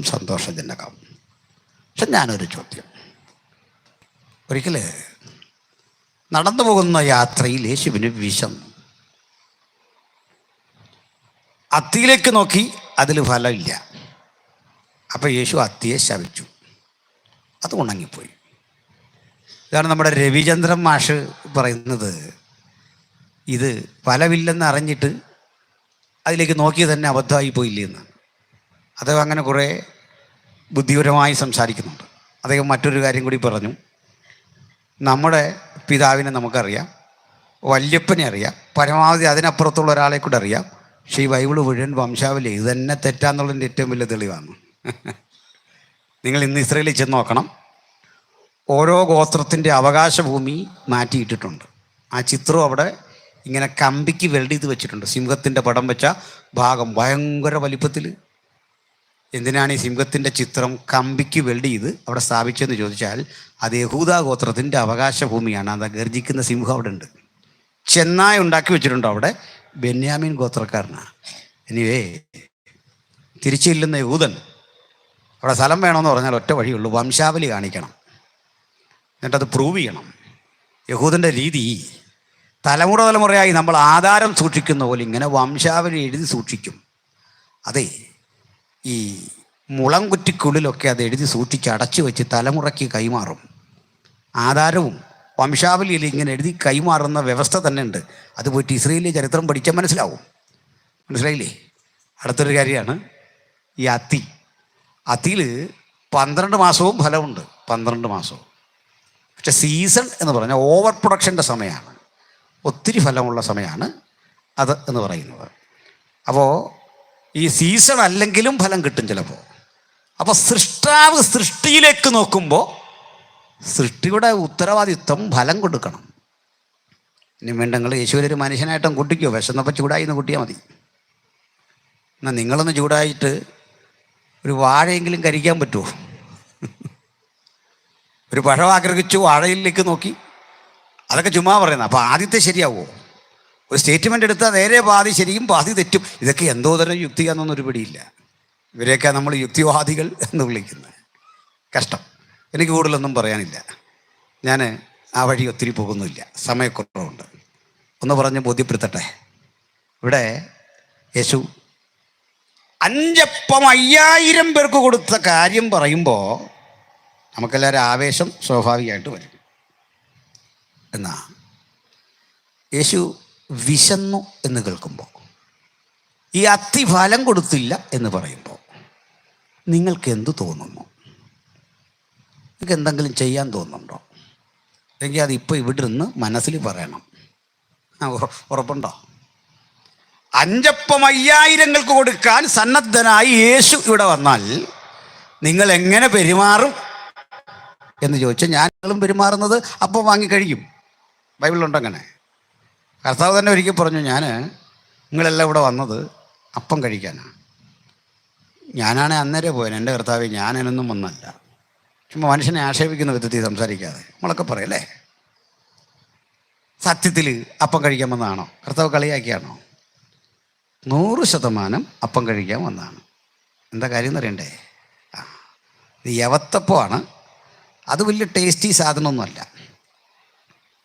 പക്ഷെ ഇതങ്ങോട്ട് കഴിച്ചപ്പോൾ ഇതുവരെ കിട്ടാത്തൊരു സ്വാദ്. രണ്ടാമത്തെ കാര്യം, ഇതങ്ങോട്ട് കഴിച്ചപ്പോൾ കണ്ണുകളുടെ തേജസ് അങ്ങോട്ട് വർദ്ധിക്കുന്നു. അതങ്ങോട്ട് കഴിച്ചപ്പോൾ ശരീരത്തിന് നല്ലൊരു ഉന്മേഷം. അതങ്ങോട്ട് കഴിച്ചപ്പോൾ നടുവിൻ്റെ വേദനയും ശരീരത്തിൻ്റെ രോഗങ്ങളൊക്കെ മാറി ആൾ നല്ല യൗവന പ്രസരിപ്പിലേക്ക് എത്തുന്ന ഒരപ്പത്തിൻ്റെ വിതരണം അവിടെ നടക്കുന്നു. കേട്ടപ്പോൾ കേട്ടവർ പറയുക, ഒന്ന് വന്നു നോക്കാൻ. ആ അപ്പം കഴിക്കാനാണ് ഇവർ വന്ന്. ഒരു കാര്യം മനസ്സിലായോ? വചനം വേണ്ട, പിന്നെന്ത് വേണം? യേശു വന്നേ ആ പ്രോഗ്രാം അങ്ങ് നിർത്തി. അപ്പം മിറക്കിൾ നടക്കാത്തതിൻ്റെ കാര്യം മനസ്സിലായോ? നമ്മുടെ ആരെയും കുഴപ്പമില്ല, പിന്നെന്താണ്? ഇത് നോട്ടീസിൽ തന്നെ കാണുന്ന ഒരു അത്ഭുതം പ്രതീക്ഷിച്ചു വരാനാ, കാണത്തില്ല. എന്താ കാര്യം? ഇതിലല്ലെന്നേ സുവിശേഷം. അപ്പം കൊടുക്കാനല്ലെന്ന്, സാക്ഷാൽ ജീവന്റെ അപ്പമായവൻ നുറുങ്ങാൻ തുടങ്ങുക. അപ്പൊ കർത്താവിന് അത് വേണ്ട. പലർക്കും വേണ്ട എന്താ? അക്ഷരീക അപ്പം. കർത്താവ് പ്രോഗ്രാം നിർത്തി. നമ്മുടെയൊക്കെ ജീവിതത്തിൽ അത്ഭുതം നടക്കാത്ത എന്താ?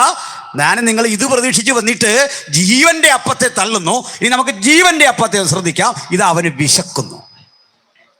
എന്ത് ചെയ്യും നിങ്ങൾ? ഒരു മറുപടി പറയാമോ? നമുക്ക് പറയാം, കർത്താവേ, വിശന്നതെൻ്റെ ഗുരുവിനെങ്കിൽ എൻ്റെ പക്കൽ ഉത്തരം കണ്ടുപിടിക്കാതെ നിന്നെ ഞാൻ വിടില്ല. നമുക്ക് തിരിച്ചും ദൈവത്തിന് ചിലത് ചെയ്യാനാണ് ഇന്ന് രാത്രി ഇവിടെ വന്നിട്ടുള്ളത്. ആ തീരുമാനമെടുത്തേ പോകാവൂ. അഞ്ചപ്പം തരുന്ന യേശുവിനെ സ്തുതിക്കുക മാത്രമല്ല, വിശന്നു നിൽക്കുന്നവനെ കണ്ടിട്ട് നിന്നെ ഉപേക്ഷിച്ചു പോകാതെ ഞാൻ നിന്റെ തൊട്ടരികിലുണ്ടാകും. യായിറോസിന്റെ മകളെ ഉയർപ്പിക്കുന്ന ഇടത്ത്, ലാസറിനെ ഉയർപ്പിക്കുന്ന ഇടത്ത് ഒരു വൻ ജനാവലി ആവേശഭരിതരായി നിൽക്കുമ്പോൾ ക്രൂശിന്റെ ചുവട്ടിൽ എത്ര പേരുണ്ട്? അവിടെ നിൽക്കാൻ മനസ്സുണ്ടോ? അവിടെ നിൽക്കാൻ മനസ്സുള്ളവർക്കുള്ളതാണ് സുവിശേഷം. അവർ മാത്രം പ്രസംഗിക്കേണ്ടതാണ് സുവിശേഷം. അവരുടെ മാത്രം ജോലിയാണ് സുവിശേഷം. അവിടെ നിൽക്കാനുള്ള ആത്മസമർപ്പണമാണ് സുവിശേഷം. കഷ്ടതയുടെ തീച്ചുളയിൽ ഉരുകുമ്പോൾ ഭക്തൻ പറയണം, ഞാൻ ഇവിടം വിട്ടു പോവില്ല, നിന്നെ വിട്ടു പോവില്ല, നിന്റെ സന്നിധി വിട്ടു പോവില്ല. നിന്റെ സന്നിധിയിൽ ഉരുകി ഉരുകി ഉരുകി നിൽക്കും, നിന്റെ സന്നിധിയിൽ. അതാണ് ക്രൂശ്. എന്നെ അനുഗമിക്കാൻ ഇഷ്ടപ്പെടുന്നവൻ ഈ ക്രൂശ് എടുത്തുകൊണ്ട് എൻ്റെ പിന്നാലെ വരണം. ആ ഒരു ആംഗിളിലാണ് ഞാൻ ഇന്ന് ഈ വചനത്തിലേക്ക് വന്നത്. പ്രവാചകൻ സമ്പദ് സമൃദ്ധിയുടെ ഒരു സ്ഥലത്താണ്. അദ്ദേഹം നാം ഇന്ന് ഇറാഖ് എന്ന് വിളിക്കുന്ന ബാബിലോണിലാണ്. എല്ലാ സുഖസൗകര്യങ്ങളുമുള്ള ഒരു രാജാവ്, ഒരു രാജസേവകൻ. അദ്ദേഹത്തിന് ഏറ്റവും വിശേഷ വിഭവങ്ങളുണ്ട്. ധാരാളം പരിചാരകന്മാർ അരികിലുണ്ട്. ഇവര് ഒക്കെ ഉള്ള സ്ഥലത്ത് വെച്ച് ദാനിയേൽ ചിന്തിച്ചു, എൻ്റെ ജനത്തിനു വേണ്ടി ഞാനൊന്ന് കരഞ്ഞു പ്രാർത്ഥിക്കാൻ പോകുകയാണ്. സാധുഭോജനം ഒഴിവാക്കി 21 ദിവസം, അതായത് 3 ആഴ്ച ദാനിയേൽ ഉപവസിച്ചു. ഉപവാസം നമ്മുടെ ഒന്നും കൂട്ടല്ല. നമ്മളൊരു ഫ്ലക്സൊക്കെ അടിച്ച് 21 ദിവസം 21 മല്ലന്മാരെയും അനാക്യ മല്ലന്മാരെയും എല്ലാം കൂടി ഇറക്കി വലിയൊരു പരിപാടിയാണ്. 21 ദിവസം ഉപവസിച്ചു. എൻ്റെ മുഖകാന്തി വറ്റിപ്പോയി. നമ്മളൊക്കെ ഉപവസിച്ച് കഴിഞ്ഞാൽ ഒരു നേരം ഭക്ഷണം കഴിക്കുന്നത് തെറ്റൊന്നുമല്ല. കാരണം ഇപ്പോൾ ഷുഗറൊക്കെ ഉള്ള മനുഷ്യരാണല്ലോ. ചില 21 ദിവസമൊക്കെ ഉപവസിച്ച് കഴിഞ്ഞാൽ ഒരു നേരം കഴിച്ചുകൊണ്ടാണ് ഈ ഫാസ്റ്റിംഗ് കഴിയുമ്പോൾ ആളങ്ങ് തിളങ്ങുകയാണ്. കാരണം ഈ ഒരു നേരം എന്ന് പറഞ്ഞാൽ ഒരു 2-3 നേരമാണ്. 2-3 നേരം സ്വരുക്കൂട്ടി വെച്ചൊരു പിടിയാണ് ഈ ആള്. ശരീരമൊക്കെ നല്ല മല്ലനായിട്ട് ഇനി ഒരു മുമ്പേ പറഞ്ഞല്ലേ. ദാനിയേൽ 21 ഡേയ്സ് ഫാസ്റ്റിംഗ് കഴിഞ്ഞപ്പോൾ മുഖകാന്തി വറ്റിപ്പോയി, ശരീരം ക്ഷയിച്ചു, കണ്ണുകൾ കുഴിഞ്ഞു. അങ്ങനെ ഞാൻ ടൈഗ്രീസ് മഹാനദിയുടെ തീരത്തിരിക്കുന്നു. Malayalam Bible Hiddekel. ടൈഗ്രീസ് നദിയുടെ തീരത്തിരിക്കവേ അരയിൽ ശണവസ്ത്രം ധരിച്ച് ഊഫാസ്തംഗം കൊണ്ട് തന്നെ അലങ്കരിച്ച് കളക്കിടാവിൻ്റെ കുളമ്പടി പോലെ താമ്രനിർമ്മിതമായ ഒരു കാലുകൾ ഒക്കെ ഉള്ള ഒരു വിശേഷ രൂപത്തെ ഞാൻ കണ്ടു. ആ സൗന്ദര്യ ദർശനം തേജസ്സിൽ അതെൻ്റെ അരികിലേക്ക് വരുന്നു. തേജസ്സാറുന്ന ആ രൂപം എൻ്റെ കൺമുമ്പിൽ വന്നപ്പോൾ എനിക്ക് ഭയം തട്ടി. ഞാൻ മരിച്ചവനെ പോലെ വീണു. അപ്പോൾ ഒരുവൻ തൻ്റെ വലങ്കരം നീട്ടി എന്നെ ഒന്ന് തൊട്ടിട്ട് പറഞ്ഞു, പ്രിയപുരുഷ ദാനിയേലേ, എഴുന്നേൽക്ക. നീ ഉപവസിച്ച നാൾ എന്നോ അന്ന് തന്നെ നിനക്കുള്ള ഉത്തരവുമായി ഞാൻ വന്നതാ. വരും വഴിക്ക് എൻ്റെ വഴി തടഞ്ഞുകൊണ്ട്, സന്ദേശത്തെത്താൻ വഴി തടഞ്ഞുകൊണ്ട് ഒരു പാഴ്സിപ്രഭു നിന്നു. ആ പാഴ്സിപ്രഭു നിൽക്കവേ നിന്റെ അരികിൽ കൊണ്ടെത്തിക്കാനുള്ള സന്ദേശം 21 ദിവസം താമസിക്കുമ്പോൾ പ്രധാന ദൂതനായ മിഖായേൽ എനിക്ക് തുണ നിന്നു. ദൈവത്തിൻ്റെ ദൂതസഞ്ചയത്തിൻ്റെ ഒരു സംവിധാനം ഓർത്തുകൊള്ളണം പ്രിയപ്പെട്ടവരെ. ദൈവത്തിൻ്റെ ദൂതൻ നമ്മൾ വായിച്ചിട്ടുണ്ട്, കർത്താവ് താൻ ഗംഭീരനാദം, പ്രധാന ദൂതന്റെ ശബ്ദം, ദൈവത്തിൻ്റെ കാഹളം. എന്തിനാണെന്ന് അറിയണ്ടേ? നമ്മൾ ഇവിടുന്ന് ഉയർക്കാൻ. ഇത് 3 കൊണ്ടാണ് വരുന്നത്. എന്താണെന്നറിയണ്ടേ? കർത്താവ് താൻ ഗംഭീരനാദം, പ്രധാന ദൂതന്റെ ശബ്ദം, ദൈവത്തിൻ്റെ കാഹളം. ഒന്ന് മനസ്സിലാക്കാൻ ഞാനിതൊരു ചരിത്ര വസ്തു പറഞ്ഞ് ബോധ്യപ്പെടുത്താം. റോമില് ചക്രവർത്തി തിരുവനസ് എഴുന്നള്ളുമ്പോൾ 2-3 സിഗ്നലുകൾ കൊടുക്കും. നമ്മളെല്ലാം വഴിയിൽ നിന്ന് മാറി നിൽക്കണം. വഴിയിൽ നിന്ന് മാറി നിൽക്കുന്നത് രാജാവിൻ്റെ വഴി സുഗമമാക്കാനാണ്. വഴിയിൽ നിന്ന് മാറി നിൽക്കണം. അപ്പോൾ രാജാവ് അരികിലേക്ക് വരുമ്പോൾ പ്രധാന ദൂതൻ വിളിച്ചു പറയും, ഇതാ രാജാവ് വരുന്നു, ചക്രവർത്തി തിരുമനസ് വരുന്നു. ഇതിങ്ങോട്ട് പറയുമ്പോൾ ഇതിൻ്റെ തൊട്ടു മുമ്പിലെ തടസ്സങ്ങൾ നീക്കാൻ ഈ ആയുധം കൊണ്ട് ആളുകൾ ചാട്ടവാറുമൊക്കെ അടിച്ചു മനുഷ്യരെ ഇങ്ങനെ അങ്ങ് മാറ്റും. നമ്മളിപ്പോൾ ഈ പോലീസുകാർ മാറ്റുന്നല്ലോ, നമ്മുടെ വണ്ടിയെല്ലാം മാറ്റിയിട്ട് മന്ത്രിയും പി ഒക്കെ പോകാൻ അവസരം കൊടുക്കും പോലെ ഇങ്ങനെ അങ്ങ് മാറ്റും. അപ്പോൾ ഇത് ചിലത് കേൾക്കില്ല.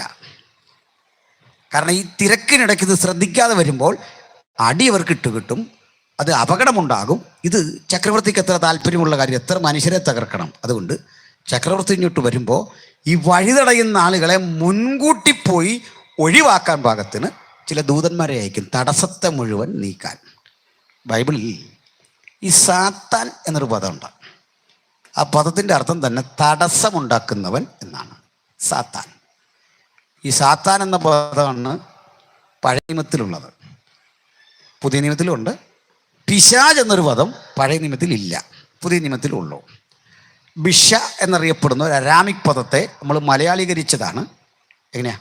പിശാച്. ശരിക്കും അരാമിക്ക് പറയുന്ന പേരാണ് ബിഷ. ആ ബിഷ എന്നുള്ളത് നമ്മൾ പറഞ്ഞ് പിശാച് എന്നായി. അപ്പോൾ ഈ പിശാച് എന്ന് പുതിയ നിയമത്തിലുള്ളൂ, പഴയ നിയമത്തിൽ സാത്താൻ. ആക്ച്വലി സാത്താൻ എന്നുള്ളത് മലയാള പദമല്ല, അത് ഹീബ്രു ആണ്, എബ്രായ പദമാണ്. അർത്ഥം എന്താണ്? തടസ്സം നിൽക്കുന്ന ആൾ. അപ്പോൾ എന്തിനു തടസ്സം നിൽക്കുക? നന്മയ്ക്ക്, ഉയർച്ചയ്ക്ക്, സന്ദേശം കേൾക്കുന്നതിന്, അഭിവൃദ്ധിപ്പെടുത്തുന്നതിന് തടസ്സം ഇങ്ങനെ നിൽക്കുമ്പോൾ ചക്രവർത്തി തിരുമനസിൻ്റെ സന്ദേശവാഹകൻ അതും കൊണ്ട് ഇങ്ങോട്ട് വരുമ്പോൾ ഇതാ ചക്രവർത്തി വരുന്നു, ചക്രവർത്തി വരുന്നു. അതിൻ്റെ ഒത്തിരി പിന്നിലാ ചക്രവർത്തി. ആ വരവിങ്ങോട്ട് വരുമ്പോൾ ഇതാ നിൽക്കുന്നു, തടസ്സമിട്ടുകൊണ്ട് നിൽക്കുന്ന ഒരു ശക്തി. അവിടെ വചനം പറയാണ്, ഇത് കണ്ട് പ്രധാന ദൂതനായ മിഖായേൽ എനിക്ക് തുണ നിന്നു. മാറ്, ഇരുട്ടിൻ്റെ ശക്തികളെ നോക്കി പറഞ്ഞു, മാറ്. പ്രധാന ദൂതൻ ആയുധം കൊണ്ട് ഇത്തരം ശക്തികളെ മുഴുവൻ തകർത്തിട്ട് ഈ പ്രസിദ്ധമായ സന്ദേശം, ആ സന്ദേശവാഹകനെ മുമ്പോട്ടകച്ചപ്പോൾ ഇതാ ടൈഗ്രീസ് നദിയുടെ തീരത്ത് 21 ദിവസം ഉപവസിക്കുന്ന ഭക്തൻ ഓർത്തു, ഞാൻ ഉപവസിച്ചു, പ്രാർത്ഥിച്ചു, കണ്ണീരൊഴുക്കി, ഒരു മറുപടിയുമില്ല. ഓരോ ദിവസവും മറുപടി കാത്ത് ദുഃഖിച്ച് ക്ഷീണിച്ചിരിക്കവേ ഇതുവരെ കാണാത്ത ഒരു കാഴ്ചയ്ക്ക് കണ്ണു തുറന്നെങ്കിൽ, നാളുകളായി പ്രാർത്ഥിക്കുന്ന ദൈവമക്കളുടെ പ്രാർത്ഥനാ വിഷയത്തിൽ എനിക്ക് മറുപടിയില്ല എന്ന് ചോദിക്കുമ്പോൾ ഒന്ന് ഉറപ്പാക്കണം, അവൻ കേൾപ്പാൻ കഴിയാതെ വണ്ണം കാതുകൾ മന്ദമാക്കിയിരിക്കുന്ന ദൈവമല്ല, പ്രവർത്തിക്കാൻ കഴിയാതെ വണ്ണം കൈകൾ കുറുകിയിരിക്കുന്ന ദൈവമല്ല.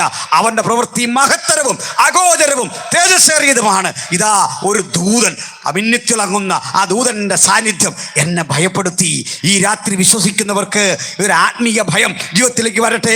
ദൈവദൂതൻ്റെ ആ സാന്നിധ്യം അടിമൂടി മാറ്റിമറിച്ചുകൊണ്ട് ഭക്തനെ ഒരു പുതിയ ആനന്ദ നിർഭരമായ അവസ്ഥാവിശേഷത്തിലേക്ക് മാറ്റിയെങ്കിൽ ആർക്കാവശ്യമുണ്ട് ഈ ദൈവ സാന്നിധ്യം? അകത്തും പുറത്തും ഇരുന്ന് ദൈവദിനം കേൾക്കുന്നവരെ, ഇതാ ദൈവ സാന്നിധ്യം നമ്മുടെ മധ്യത്തിൽ ദൈവപ്രവൃത്തിയായി, രോഗശാന്തിയായി, ദൈവിക സാന്നിധ്യമായി വ്യാപരിച്ചു കൊണ്ടിരിക്കുന്നു. ആ പുത്തൻ ഉണർവിൻ്റെ സുഖകരമായ കാലാവസ്ഥയിലൂടെ നമുക്ക് നമ്മുടെ കൃത്യജീവിതത്തെ കൂടുതൽ കരുത്തുറ്റതാക്കി മാറ്റാം. ഇതാ ഈ ദൂതൻ വന്നിട്ട് പറയാണ്, അല്ലയോ ദാനിയേലേ, ഞാൻ നിന്നെ ശക്തനാക്കി, ഞാൻ നിന്നെ കരുത്തനാക്കി, നീ ഭാരപ്പെടുകയൊന്നും വേണ്ട. അടുത്ത ഘട്ട ഈ മുഖകാന്തി തിരിച്ചു വന്നു, ഈ തേജസ്സും ചൈതന്യവും തിരിച്ചു വന്നു. നമ്മളെ ചിലപ്പോഴൊക്കെ സാത്താൻ തകർക്കാൻ അവസരങ്ങൾ ഉണ്ടാകുമ്പോൾ തല വെച്ച് കൊടുത്താൽ തോറ്റുപോകും. തോൽവിയെ കുടഞ്ഞു കളയാൻ കഴിയത്തക്ക വിധം നമ്മുടെ ദൈവം ശക്തനാണ്. ശക്തനായവൻ നമ്മുടെ അരികിലുണ്ട് സഹോദര. ജയാളിയായവൻ കൂടെയുണ്ട് സഹോദര. നമുക്ക് തോറ്റുകൊടുക്കാൻ നിർവാഹമില്ല, ക്ഷീണിച്ചിരിക്കാൻ നിർവാഹമില്ല. കരുതരാകണം, ശക്തിപ്പെടണം. ഞാനിത് വായിച്ചത് മറ്റൊരു വിഷയം കൂടെ ചേർത്ത് പറയാനാണ്. ദാനിയേൽ പ്രവചനം 10-ാം അധ്യായം വളരെ സവിശേഷതയുള്ളതാണ്. അതിൻ്റെ ഉള്ളടക്കം ശക്തനായൊരു ദൂതൻ്റെ സാന്നിധ്യമാണെങ്കിൽ, വെളിപ്പാട് പുസ്തകം 10-ാം അധ്യായവും ഇതുപോലെ തന്നെയാണ്, ഒരു ദൂതൻ്റെ സാന്നിധ്യമാണ്. അത് കൂടി വായിച്ചുകൊണ്ട് നമ്മുടെ വിശദീകരണം തുടരാം. വെളിപ്പാട് 10 മൈക്കിലൂടെ വായിക്കണം. വെളിപ്പാട് 10:1 മുതൽ.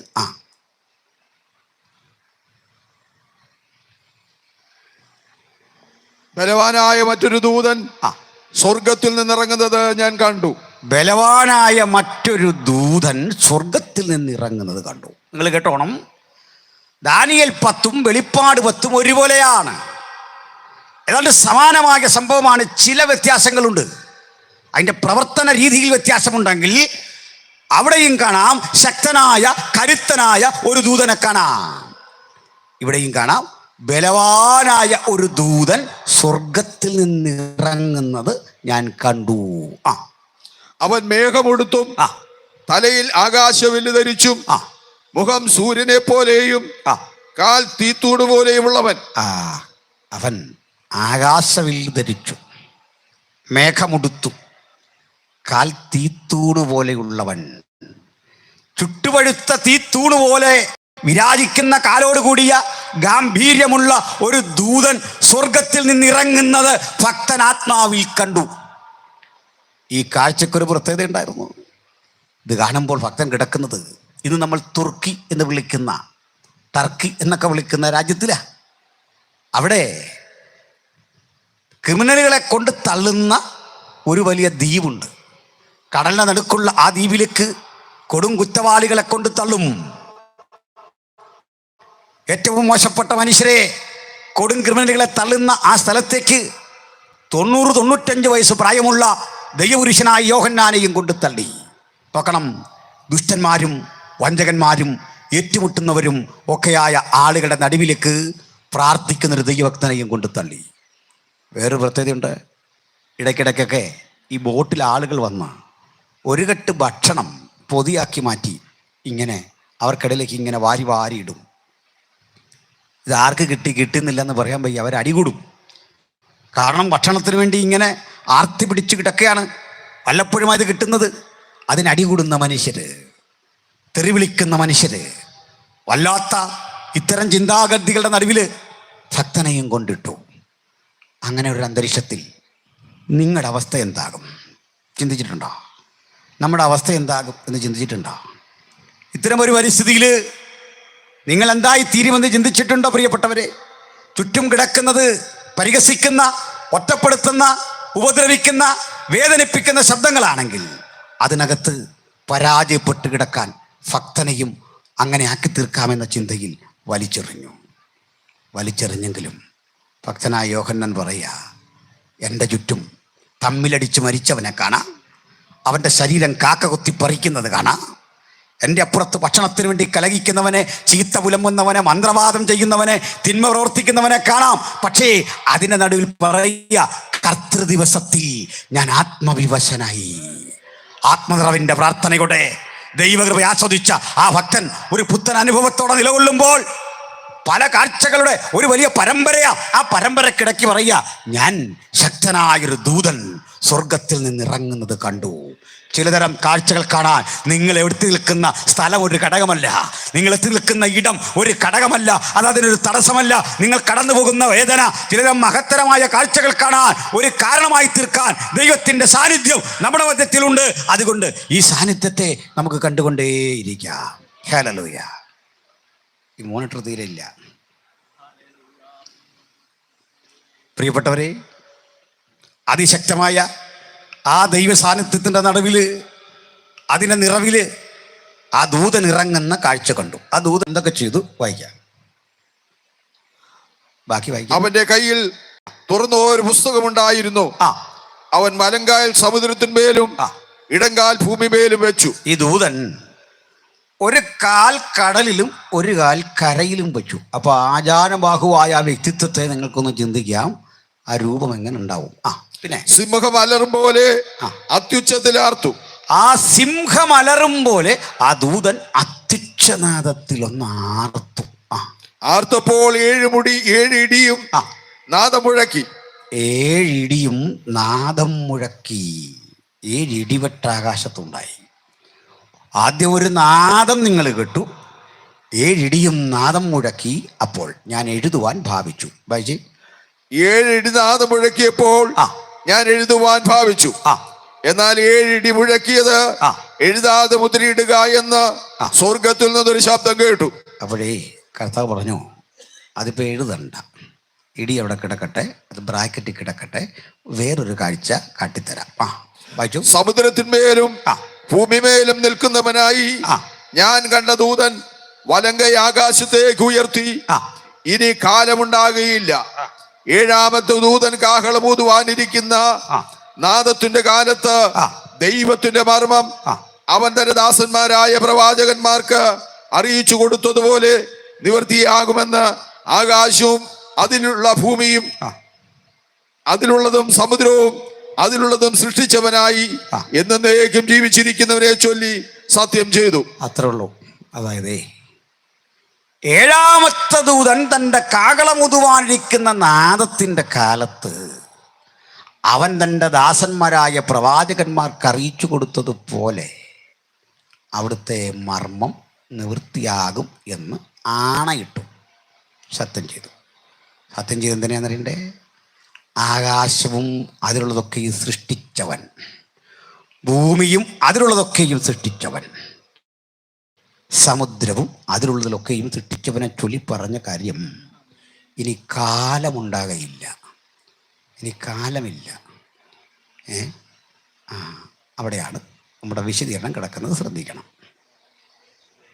കാലം അഥവാ സമയം, ഈ പദം നമ്മൾ കേട്ടിട്ടുണ്ട്. എന്താ ഈ കാലം അല്ലെങ്കിൽ സമയം എന്ന് പറഞ്ഞാൽ എന്താ?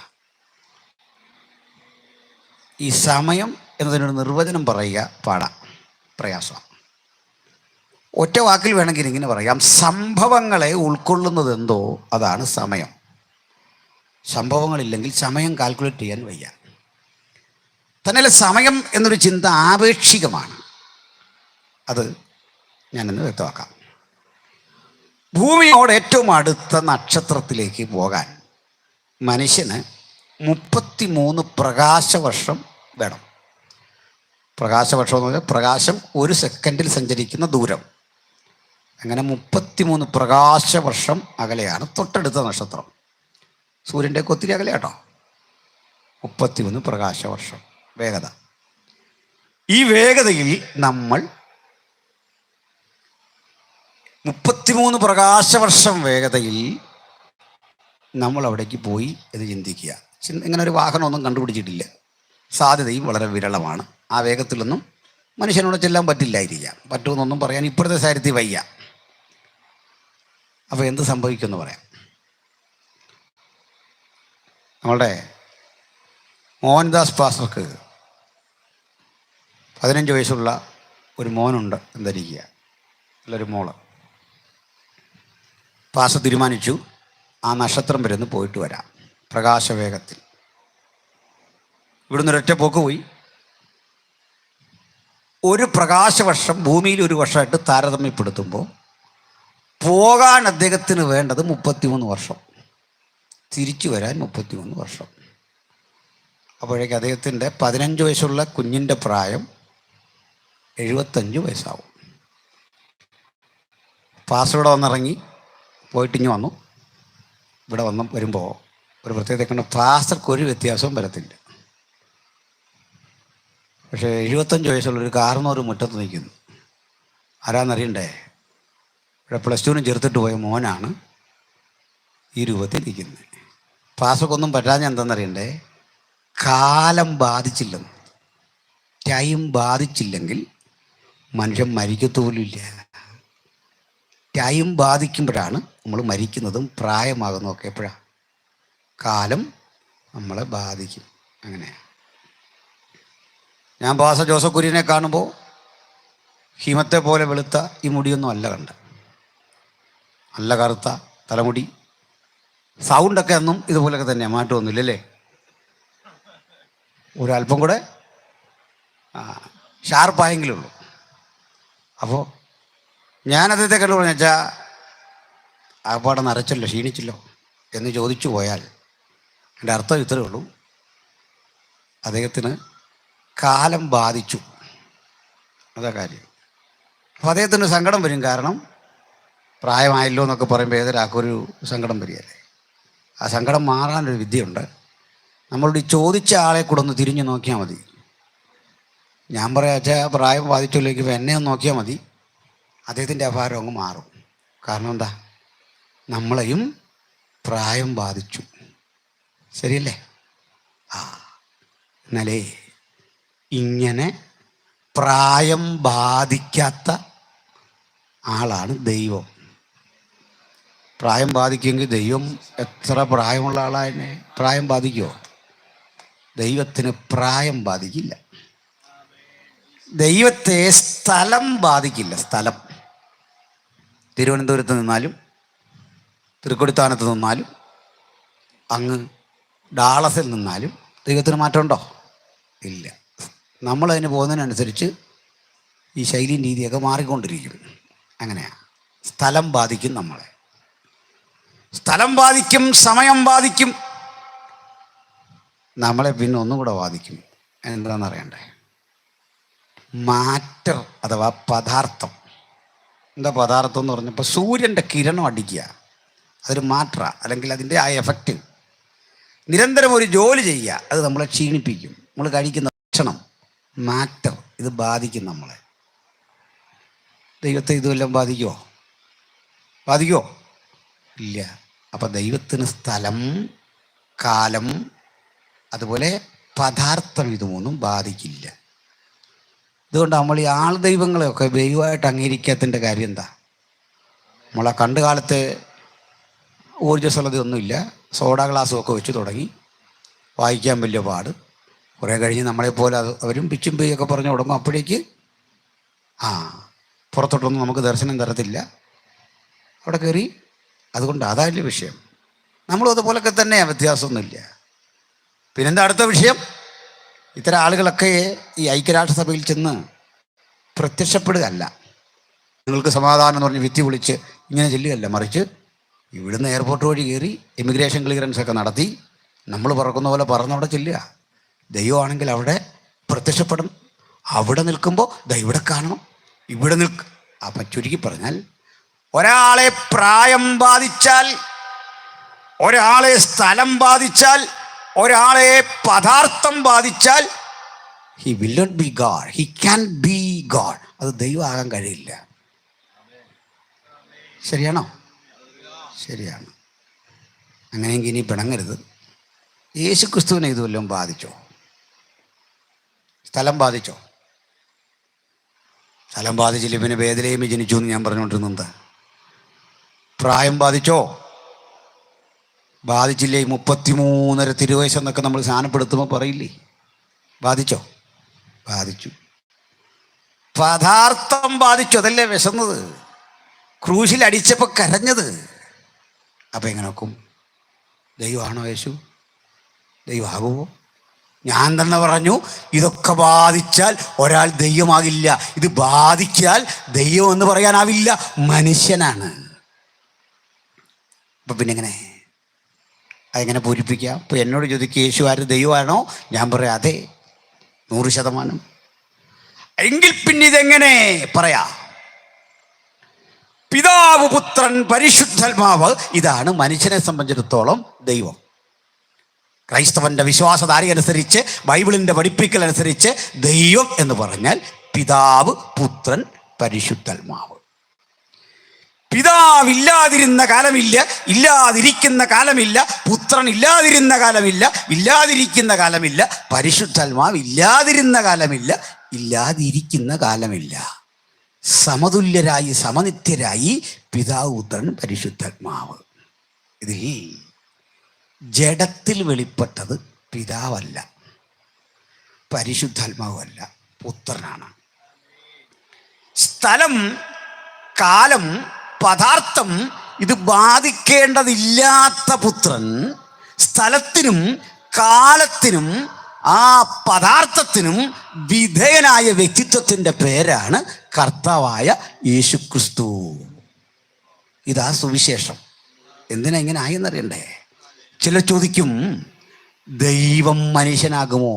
ഉത്തരം വളരെ സിമ്പിളാണ്. മറുപടി പറഞ്ഞുകൊള്ളണം. നമ്മുടെ ദൈവം സർവശക്തനായതുകൊണ്ട് അവന് മനുഷ്യനാകാൻ ഒരു പ്രയാസവും ഇല്ല. തിരിച്ച പാട്. മനുഷ്യന് സർവശക്തനാകാൻ പറ്റില്ല, സർവശക്തന് താഴേക്ക് ഇറങ്ങി വരാം, ഇൻഫിനിറ്റിന് ഫിനിറ്റായി താഴേക്ക് വരാം, ഒരു പ്രയാസമില്ല. ദൈവത്തിന് അമീബയാകാനും പറ്റും, താഴേക്ക് വരാൻ പറ്റും. ഇല്ലെങ്കിൽ ദൈവം സർവശക്തനല്ല, ദൈവത്തിന് താഴേക്ക് ഇറങ്ങാൻ സാധിക്കും. അങ്ങനെ ദൈവത്തോടുള്ള സമത്വം മുറുകെ പിടിക്കണമെന്ന് വിചാരിക്കാതെ വേഷത്തിൽ മനുഷ്യനായി വിളങ്ങി നമുക്ക് തുല്യനായി പരീക്ഷിക്കപ്പെടുവാൻ ഇഹലോകത്തിലേക്ക് വന്ന കർത്താവായ യേശുക്രിസ്തു എന്ന ദൈവപുത്രൻ്റെ മറ്റൊരു ഭാവമാണ് അവൻ്റെ തേജസ്കരിക്കപ്പെട്ട രൂപം. ആ രൂപമാണ് ഇനി നമ്മൾ കാണാനുള്ളത്. അതിനെ ഈ ദാനിയേലും വെളിപ്പാടും വായിച്ചു നിർത്തിയേ. എന്നാൽ സുവിശേഷത്തിൻ്റെ സുപ്രധാനമായ കാര്യം ഇതല്ല. അതായത് അവൻ്റെ മഹത്വപൂർണമായ അവസ്ഥയല്ല. അതുകൂടി ഒന്ന് വിശദീകരിച്ചിട്ട് ഞാൻ അതിലേക്ക് വരാം. നിങ്ങൾക്ക് മനസ്സിലാകുന്നുണ്ട് എന്ന് കരുതുന്നു. പ്രിയപ്പെട്ടവരെ, നമുക്ക് ഈ ലോക ചരിത്രത്തെ ഒന്ന് പഠിച്ചു തുടങ്ങാൻ ഉൽപ്പത്തി 1:1 തുടങ്ങണം. എന്താ ഉൽപ്പത്തി 1:1? ആദിയിൽ ദൈവം, ശരിക്കും ആ പരിഭാഷ സ്വർഗങ്ങളും ഭൂമിയും സൃഷ്ടിച്ചു. അതാ ശരി പരിഭാഷ. അപ്പോൾ നമുക്കത് വെച്ചൊരു ഡയഗ്രാം വരയ്ക്കാൻ പറയുക, നേരെ വരയ്ക്കണം. അപ്പോൾ ഒരു 0 തുടങ്ങി അവിടെ നമ്മൾ എഴുതി ആദിയിൽ ദൈവം സ്വർഗങ്ങളും ഭൂമിയും സൃഷ്ടിച്ചു. ഒരു വരയിട്ടു. അതിൻ്റെ ഇടയ്ക്കൊരു സ്ഥലത്ത് വെച്ച് നമുക്ക് ആദമിനെ കിട്ടി, കുറേ കഴിഞ്ഞ് നോഹയെ കിട്ടി, അബ്രഹാമിനെ കിട്ടി, നമുക്കങ്ങനെ ക്രിസ്തുവിനെ കിട്ടി. ഇന്ന് വരെയുള്ള നമ്മുടെ ചരിത്രം ഒരു നീണ്ട രേഖയായി അങ്ങോട്ട് പോയി ഒടുക്കം നമ്മൾ കാഹളം ധ്വനിച്ചു, എടുക്കപ്പെട്ടു. എവിടെ ചെന്നു? നിത്യതയിൽ. നമുക്ക് അവിടെ നിർത്താം, വരയ്ക്കാൻ എളുപ്പമാണ്. പക്ഷെ കർത്താവിനോട് ചോദിക്കാം, കർത്താവേ ഇതൊക്കെ ആണെങ്കിലും ഒരു 0 ഞങ്ങൾ തുടങ്ങിയേ ഉൽപ്പത്തി 1:1. ഞങ്ങൾക്കൊരു ന്യായമായ സംശയം അതിനു മുമ്പ് എന്തായിരുന്നു? ആ സംശയമുള്ളവരുണ്ടോ? ഉണ്ട്, സകലർക്കും ഉണ്ട് ആ സംശയം.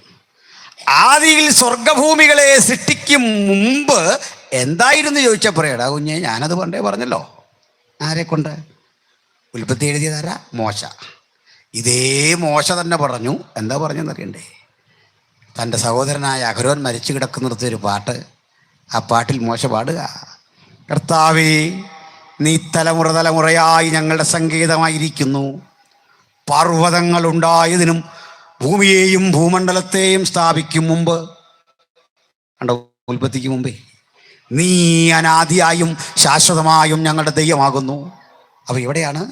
ഉൽപ്പത്തിക്ക് പുറകിൽ നീ അനാദിയായും ശാശ്വതമായും ഇതിന് ശേഷമുള്ള ഞങ്ങളുടെ ദൈവമാകുന്നു.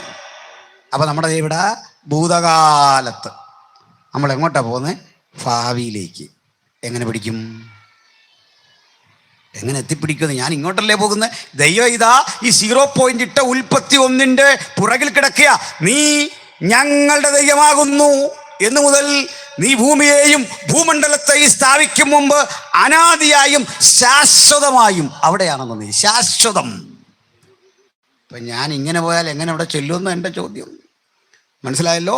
അപ്പോഴേ ഒന്ന് മനസ്സിലാക്കിക്കൊള്ളു, ഈ ഭൂതം, അതായത് ഇന്നലകൾ, ഇന്ന് വരാനിരിക്കുന്നതെന്ന് ദൈവത്തിനൊരു സമയമില്ല. ഇന്നലെയും ഇന്നും എന്നേക്കും അനന്യനായ അൺചേഞ്ചബിളായ ആ മഹാദൈവം പണ്ടേ ഉണ്ട്. അതിനാ കർത്താവ് പറഞ്ഞത് യോഹന്നാൻ 17-ാം അധ്യായത്തിൽ പറയാണ്, പിതാവേ ലോകാരംഭത്തിനു മുമ്പ് നിന്റെ അടുക്കൽ എനിക്കുണ്ടായിരുന്ന മഹത്വത്തിലേക്ക് എന്നെ കൈക്കൊള്ളണം. കർത്താവ് ഉയർത്തെഴുന്നേറ്റ് എങ്ങോട്ടാണ് പോയത്? നമ്മൾ പോകുന്ന പോലെ ഇങ്ങനല്ല. പണ്ട് ഭൂമണ്ഡലത്തെയൊക്കെ സ്ഥാപിക്കും മുമ്പേ, ലോകാരംഭത്തിന് മുമ്പേ, പിതാവേ നിന്റെ അടുക്കൽ എനിക്കുണ്ടായിരുന്ന മഹത്വം. കർത്താവ് പറയാ, ഞാൻ നിങ്ങളെയും ചേർക്കും. ഒറ്റ വഴിയുള്ളൂ, നമുക്ക് ഈ ഡയഗ്രം ഒന്ന് വളച്ചു ഒരു വൃത്തമാക്കിയ പണി എളുപ്പമായി. മനസ്സിലായോ? ഈ വൃത്തത്തിലേക്ക് ചെല്ലുന്നത് എന്തുകൊണ്ടാ? ഇന്നലെയും ഇന്നും ഒരുപോലെ ഇരിക്കുന്നവൻ്റെ അരികിലേക്ക് നമ്മൾ ചൊല്ലുമ്പോൾ നമുക്കും ഒരു വ്യത്യാസമുണ്ട്. സ്ഥലം, കാലം, സമയം ഇവ മൂന്നും ബാധിക്കാത്ത തേജസ്കരിക്കപ്പെട്ട ഒരു ശരീരത്തിലാണ് ഭക്തൻ ഉയർത്തെഴുന്നേറ്റ് ചെല്ലുന്നത്.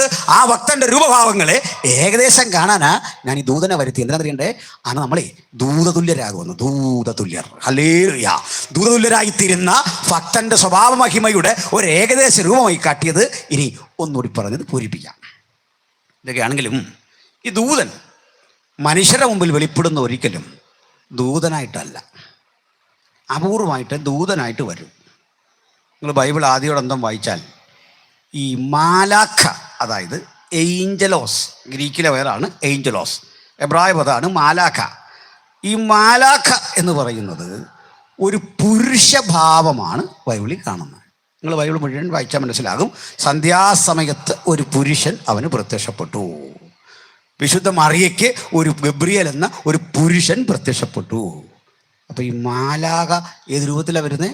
ഒരു പുരുഷഭാവം. മാലാഖ അഥവാ ഏഞ്ചലോസ് എന്ന പേര് നമ്മൾ പലപ്പോഴും ഇടുന്നത് പെൺകുട്ടികൾക്കാണ്. സത്യത്തിൽ അത് പെൺപിള്ളേർക്ക് ഇടാൻ പറ്റിയ പേരല്ല. OS ending always masculine gender in Greek. ഗ്രീക്കിൽ ഓയസിൽ തീരുന്ന പദങ്ങളൊക്കെ മാസ്കുലിൻ ജെൻഡറാണ്.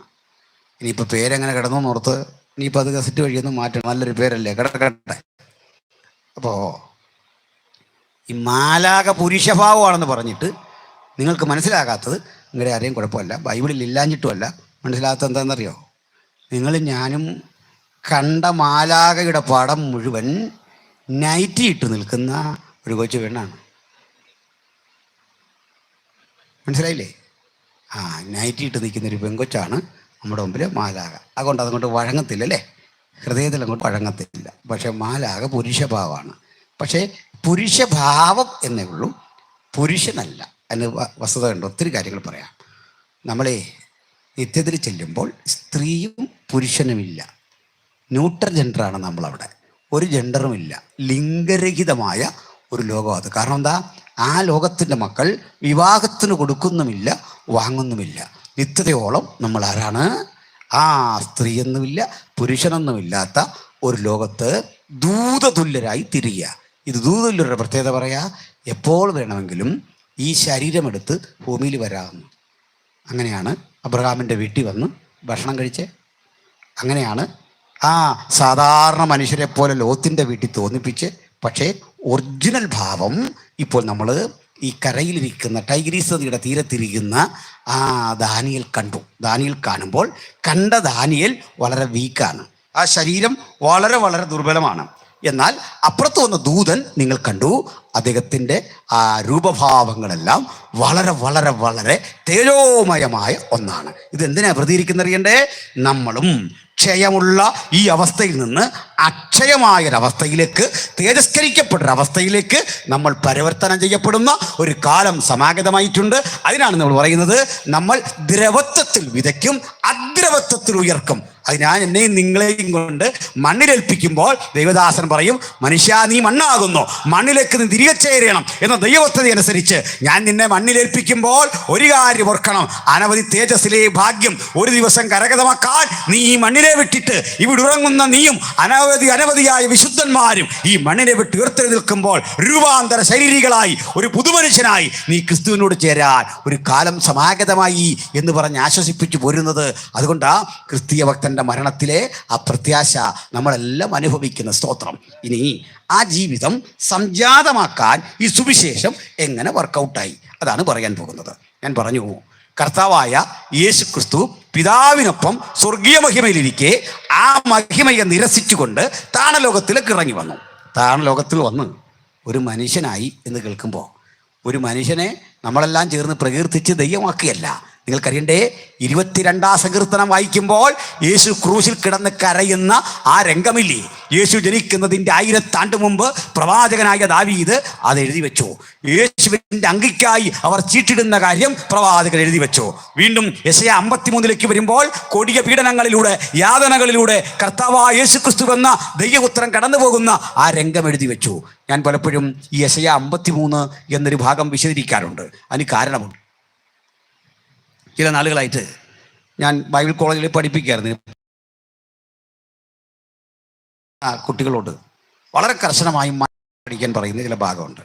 അത് കേൾപ്പിച്ചെങ്കിലേ ഞാൻ ഗ്രാജുവേഷനെ സജസ്റ്റ് ചെയ്യൂ. ഒന്ന് യെശയ്യാ 53, മറ്റൊന്ന് 1 കൊരിന്ത്യർ 11:23 മുതലുള്ള ഭാഗമാണ്. ഇനിയും അങ്ങനെ വിശദീകരിക്കേണ്ട ഭാഗങ്ങളുണ്ട്. 45-ാം സങ്കീർത്തനവും 90-ാം സങ്കീർത്തനവും ഒക്കെയാണ്. അതിൽ ഏറ്റവും നിർബന്ധം യെശയ്യാ 53. ഈ യെശയ്യാ 53 യെശയ്യാവ് എഴുതുമ്പോൾ നമ്മുടെ കർത്താവ് ജീവിച്ചിരിപ്പില്ല, ജനിച്ചിട്ടേയില്ല. 700 കൊല്ലം മുമ്പ് എഴുതുകയാണ്. എന്താ എഴുതുന്നറിയണ്ടേ? ഞങ്ങൾ കേൾപ്പിച്ചത് ആര് വിശ്വസിച്ചിരിക്കുന്നു?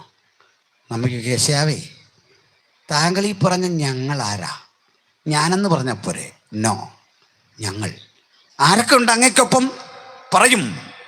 ഉൽപ്പത്തി മുതൽ ഇവിടെ വരെ ജീവിച്ചിരുന്ന പ്രവാചകന്മാരെല്ലാം ഒരുവനെ കുറിച്ച് പറഞ്ഞിരുന്നു, ഒരാളെ പറ്റി പറഞ്ഞിരുന്നു, ഒരു വ്യക്തിയെ ഉയർത്തി പറഞ്ഞിരുന്നു, പ്രകീർത്തിച്ചിരുന്നു.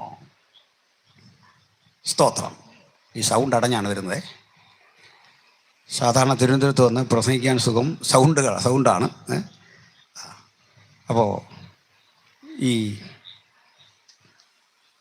യെശയ്യാ 53 വളരെ കൃത്യമായി പ്രവാചകൻ പറയുക, ഞങ്ങൾ കേൾപ്പിച്ചത് ആർ വിശ്വസിച്ചിരിക്കുന്നു? യഹോവയുടെ ഭുജം ആർക്ക് വെളിപ്പെട്ടിരിക്കുന്നു? ഭുജം എന്ന് പറഞ്ഞാൽ എന്താ? കയ്യ്. ഹീബ്രുവിലെ യോദ് എന്നൊരു പ്രയോഗം. യഹോവയുടെ ഭുജം എന്ന് പറഞ്ഞിട്ട് പിന്നെ ഈ കൈ എന്നൊരു പദം കാണുന്നില്ല. പിന്നെ കാണുന്ന വേറൊരു പദം അവൻ. കയ്യെ പേഴ്സോണിഫൈ ചെയ്യുന്നു, മനുഷ്യവൽക്കരിക്കുന്നു. കയ്യ് എന്ന് പറഞ്ഞ ആ പദം പിൻവലിക്കുമെന്നല്ല, അത് കാണാതെ മറ്റൊരു പദം പറയുന്നത്, ഞങ്ങൾ കേൾപ്പിച്ചത് ആർ വിശ്വസിച്ചിരിക്കുന്നു? യഹോവയുടെ ഭുജമാർക്ക് വെളിപ്പെട്ടിരിക്കുന്നു. അവൻ ഇളയ തൈ പോലെയും വരണ്ട നിലത്ത് നിന്ന് വേർമുളയ്ക്കുന്നത് പോലെയും അവൻ്റെ മുമ്പാകെ വളരും. അവന് രൂപഗുണമില്ല, കോമളത്വമില്ല, കണ്ടാൽ ആഗ്രഹിക്കത്തക്ക സൗന്ദര്യവുമില്ല. അവൻ മനുഷ്യരാൽ അടിക്കപ്പെട്ടും നിന്ദിക്കപ്പെട്ടും ത്യജിക്കപ്പെട്ടും വ്യസനപാത്രമായും രോഗം ശീലിച്ചവനായും ഇരുന്നു. അവനെ കാണുന്നവർ മുഖം മറച്ചു കളയത്തക്കവണ്ണം അവൻ നിന്ദിതനായിരുന്നു. നാമോ ദൈവവനെ ആദരിച്ചതുമില്ല എന്ന് വിചാരിച്ചു. എന്നാൽ അവൻ നമ്മുടെ അകൃത്യങ്ങൾ നിമിത്തം തകർന്നും അതിക്രമ നിമിത്തം മുറിവെറ്റുമിരിക്കുന്നു. നമ്മുടെ സമാധാനത്തിനായുള്ള ശിക്ഷ അവൻ്റെ മേലായി, അവൻ്റെ അടിപ്പിണരുകളാൽ നമുക്ക് സൗഖ്യമൊന്നും ഇരിക്കുന്നു. നാം എല്ലാവരും ആടുകളെ പോലെ തെറ്റിപ്പോയിരുന്നു, നാം ഓരോരുത്തരും താൻ്റെ വഴിക്ക് തിരിഞ്ഞിരുന്നു. യഹോവ നമ്മുടെ അകൃത്യം അവൻ്റെ മേൽ ചുമത്തി തന്നെത്താൻ താഴ്ത്തി. വായ തുറക്കാതെ ഇരുന്നിട്ടും അവൻ പീഡിപ്പിക്കപ്പെട്ടു, അവൻ പീഡനത്താലും ശിക്ഷാവിധിയാലും എടുക്കപ്പെട്ടു. ഒത്തിരി വാക്യങ്ങൾ ഞാൻ വിട്ടുകളയുന്നു. എന്നാൽ അവനെ തകർത്ത് കളവാൻ യഹോവയ്ക്ക് ഇഷ്ടം തോന്നി. ആരെ? ഞാൻ നിരീശ്വരനായൊരു സുഹൃത്തിനെ ഈ ഭാഗം വായിച്ച് കേൾപ്പിച്ചിട്ട് ചോദിച്ചു, സ്നേഹിത, ഇത് വായിക്കുമ്പോൾ നിങ്ങൾക്ക് ആരെ ഓർമ്മ വരുന്നു? ബൈബിളിലെ ഏത് ക്യാരക്ടറെ ഓർമ്മ വരുന്നു? അയാൾ പറഞ്ഞു, തീർച്ചയായും ജീസസാ. പക്ഷെ ഞാൻ നിങ്ങളെ ഒരു അത്ഭുതം കൽപ്പിക്കട്ടെ സ്നേഹിത. ജീസസ് ആണെന്ന് നിങ്ങൾ പറയുമെങ്കിൽ കണ്ടാൽ ആളല്ല എന്ന് തോന്നുമാറ് വിരൂപമായി, കാണുന്നവർ മുഖം മറച്ച് കളയത്തക്കവണ്ണം നിന്ദിതനായി ആ കിടക്കുന്ന വ്യക്തിയെ യേശുവാണെന്ന് നിങ്ങൾക്ക് തോന്നുന്നെങ്കിൽ, പ്രവാചകൻ ഇത് എഴുതുമ്പോൾ യേശു ജനിച്ചിട്ടില്ല, യേശു മരിച്ചിട്ടില്ല. യേശുവിൻ്റെ ക്രൂശ് അനുഭവം യേശു ജനിക്കുന്നതിൻ്റെ 7 നൂറ്റാണ്ടുകൾക്കപ്പുറത്ത് പ്രവാചകൻ എഴുതി വെച്ചതാണ്. യെശയ്യാ 53 ആ മരണത്തിൻ്റെ അർത്ഥതലങ്ങൾ എത്ര വിശദീകരിക്കാനുണ്ട്. ഞാനെന്താ പറഞ്ഞത്? തേജോമയനായ ദൈവപുത്രനെ നമ്മൾ വിശദീകരിക്കുമ്പോൾ നമ്മുടെ ഉള്ളത്തിൽ കുടികൊള്ളുന്ന ആനന്ദത്തെക്കാൾ ശ്രേഷ്ഠകരമായൊരു നിർവൃതിയുടെ വഴിത്താരയിലാകണം യെശയ്യാ 53 കാണാൻ. കാരണം ലോകത്തെ ഏറ്റവും കഠിനവും ഹൃദയഭേദകവുമായ ശിക്ഷയാണ് ക്രൂശ് മരണം. ക്രൂശ് മരണം റോമിലെ അടിമകൾക്ക് മാത്രം കൊടുക്കുന്ന ശിക്ഷയാണ്. റോമിൽ 3 തരം മനുഷ്യരുണ്ട് അന്ന്. 2 തരം പൗരന്മാരും അടിമകളും, അങ്ങനെ 3 തരം മനുഷ്യർ. റോമിലെ ഉന്നത കുലജാതന്മാരായ ഹൈ ക്ലാസ് ഉണ്ട്, വലിയ സമ്പന്നരാണ്. പൗലോസുമൊക്കെ ആ ഗണത്തിൽ പരിഗണിക്കപ്പെട്ടിരുന്നു. സമ്പന്നർക്ക് ആ പദവി കിട്ടും. ഇങ്ങനെയുള്ള മനുഷ്യരെ വിചാരണ കൂടാതെ ശിക്ഷിക്കില്ല, ഇങ്ങനെയുള്ള മനുഷ്യരെ ക്രൂശിക്കില്ല. അതാ ചരിത്രം പഠിച്ചാൽ മനസ്സിലാകും. പത്രോസിനെ ക്രൂശിച്ചു, കാരണം അടിമയാണ്, സമ്പന്നനൊന്നുമല്ല. പൗലോസിനെ ക്രൂശിച്ചില്ല, പകരം ഈർച്ചവാളിനാൽ കൊന്നുകളഞ്ഞു.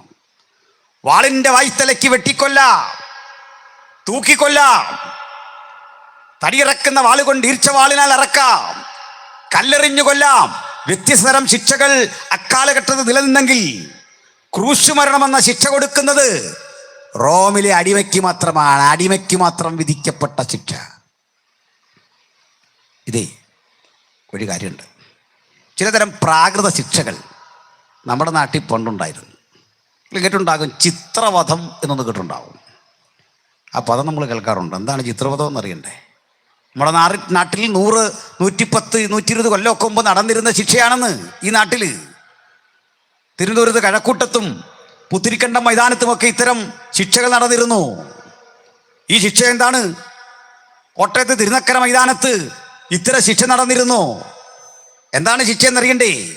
ക്രൂരന്മാരായ അന്നത്തെ ഭരണാധികാരികൾ, നമ്മൾ പറയും ഇന്ത്യയുടെ പ്രാചീന കാലമൊക്കെ വളരെ നല്ലതായിരുന്നു, ഇതൊക്കെയാണ് നടന്നേ. ഇന്ത്യക്ക് ഒരു ചരിത്രമുണ്ട്, പൗരാണികതയുണ്ട്, മനുഷ്യാവകാശങ്ങളില്ല. ചിലർക്കൊക്കെ സുഖമായിരുന്നു, അതുകൊണ്ട് അവർ പറയുന്നത് അത് നല്ലതാണെന്ന്. ആ സുഖം അനുഭവിച്ചവൻ സുഖം അനുഭവിക്കാത്ത എന്നെ കൂടെ നോക്കിയിട്ട് പറയാം ഞാനും പാടി പുകഴ്ത്തണമെന്ന്. ഞാനത് പാടി പുകഴ്ത്താം, എന്തെങ്കിലും വട്ടുണ്ടാകുന്നൊരു കാലത്ത് നിന്നെ പാടി പുകഴ്ത്തിക്കൊള്ളാം. മനസ്സിലായില്ലേ? എൻ്റെ അർത്ഥം വേറെ രീതിയിൽ എടുക്കരുത്. എന്താ നടന്നേ? ഞങ്ങളുടെ നാട്ടിൽ കോട്ടയത്ത് തിരുനക്കര മൈതാനം എന്ന് അടിമച്ചന്തയായിരുന്നു. അടിമകളെ വിൽക്കുകയും വാങ്ങുകയും ചെയ്യുന്ന ചന്ത. അവിടെയൊക്കെ ഇന്ന് കൺവെൻഷൻ നടക്കുക, വലിയ യോഗങ്ങളൊക്കെ നടക്കുന്നുണ്ട്. എൻ്റെ തൊട്ടു മുമ്പിലാണ് ഞാൻ പോലീസ് ഗ്രൗണ്ടിൽ ചില നാൾക്കപ്പുറത്ത് പ്രസംഗിച്ചത്. എന്തിനാ പറഞ്ഞത്? പ്രിയപ്പെട്ടവരെ, ഒരു ചിത്രക്കൂട്, അഴിയാണത് മുഴുവൻ. അതിനകത്തേക്ക് മനുഷ്യനെ പിടിച്ച് ഒരു മനുഷ്യൻ്റെ രൂപമുള്ളൊരു കൂട്, പക്ഷിയൊക്കെ ഇടുന്നതിനൊരു കൂട്, മനുഷ്യൻ്റെ രൂപ, കയ്യും കാലും ഒക്കെ ഉണ്ട്. എന്നിട്ടേ മുകളിലൊരു കൊളുത്ത് മനുഷ്യനെ ഇങ്ങനെ അവിടെ ഇട്ടേക്കും. അതിനെന്താ കുഴപ്പം? കുഴപ്പം എന്താണെന്ന് പറയാം. ഇങ്ങനെ കെട്ടി തൂക്കിട്ടിരിക്കുന്ന മനുഷ്യനെ ഒരു കൂട്ടിനകത്ത് കിടക്കുക. ദാഹം, വിശപ്പ്, വെയിൽ, മഴ ഇതെല്ലാം സഹിച്ച് അവിടെ കിടക്കണം. ദിനകൃത്യങ്ങൾ അതിനകത്ത് ഭക്ഷണമില്ല. അങ്ങനെ കിടന്ന് എല്ലും കോലവുമായി മരിക്കും. അതിനു മുമ്പ് പക്ഷികൾ വന്ന് കൊത്തിപ്പറിക്കും, കാക്കകൾ വന്ന് കൊത്തിപ്പറിക്കും. ഈ നാട്ടിൽ മനുഷ്യനെ ചെയ്ത ഹീനകൃത്യം ഇത്. പിന്നെയുമുണ്ട്, കുറ്റകൃത്യങ്ങളുടെ പേരിൽ പിടിക്കപ്പെടുന്ന നിരപരാധികളെ കൊണ്ടുവന്ന് കുറ്റകൃത്യം അവൻ്റെ മീതെ വെറുതെ അടിച്ചേൽപ്പിച്ചിട്ട് ചുട്ടുപഴുത്ത ഇരുമ്പ് ദണ്ടുകളിൽ അവനെ ഇരുത്തും. ചുട്ടുപഴുത്ത മുനയുള്ള ഇരുമ്പ് ദണ്ടിൽ മനുഷ്യനെ നഗ്നനാക്കി ഇരുത്തുക. ദണ്ഡശിക്ഷ എന്നതിന് പറയാം, ദണ്ഡശിക്ഷ. ഓരോ പ്രാകൃത ശിക്ഷകളുണ്ട്. കേസ് കളിക്കുന്ന CBI കൊണ്ടൊന്നുമല്ല. കേസ് കളിക്കുന്ന രീതി കേൾക്കണ്ടേ?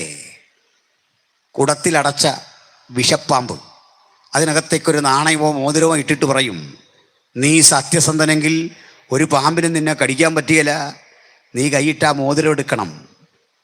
നോക്കണേ, ഞാൻ വല്ലുവാണെ പറയാം, ആദ്യം സാറ് തന്നെ ഒന്ന് കൈയിട്ട് കാണിക്കും, സാറ് സത്യസന്ധനാണല്ലോ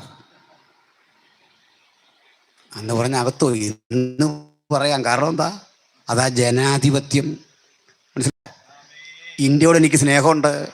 ഇന്ത്യ എന്ന മഹാരാജ്യത്തിൽ എനിക്ക് ഇന്ത്യയോടാണ് സ്നേഹം. ലോകരാജ്യങ്ങളിൽ ഇന്ത്യ മാത്രമാണ് നമ്മുടെ ഏറ്റവും ശ്രേഷ്ഠകരമായ രാജ്യമെന്ന കാര്യത്തിൽ അഭിമാനിക്കാൻ കാരണമുണ്ട്. എന്താണെന്നറിയണ്ടേ? ഞാൻ കഴിഞ്ഞ ദിവസം ഇടത്ത് പറഞ്ഞു, നമ്മുടെ തൊട്ടടുത്ത രാജ്യമെല്ലാം മതങ്ങളാണ് ഭരിക്കുന്നത്. ലങ്ക ഭരിക്കുന്നത് ബുദ്ധമതമാണ്, പാകിസ്ഥാൻ ഭരിക്കുന്നത് ഇസ്ലാം മതമാണ്, ചൈന ഭരിക്കുന്ന ബുദ്ധമതമാണ്. ഈ മതങ്ങൾക്കെല്ലാം, ഈ രാജ്യങ്ങൾക്കെല്ലാം ഒരു മതമാണ്. നമുക്ക് മതേതരത്വമാണ്. ഒരു മതത്തിൻ്റെ അല്ല ഇന്ത്യ, എല്ലാവരുടെയും കൂടെയാണ്. മതം ഇല്ലാത്തവൻ്റെയും കൂടെ ഇന്ത്യ, നിരീശ്വരൻ്റെയും കൂടെ ഇന്ത്യ. ഒരു മതമാണ് ഭരിക്കുന്നതെങ്കിൽ സമാധാനം വരും നമ്മുടെ ചിന്ത. പക്ഷേ ഈ രാജ്യങ്ങളെല്ലാം പലതവണ പട്ടാളം ഭരിച്ചു.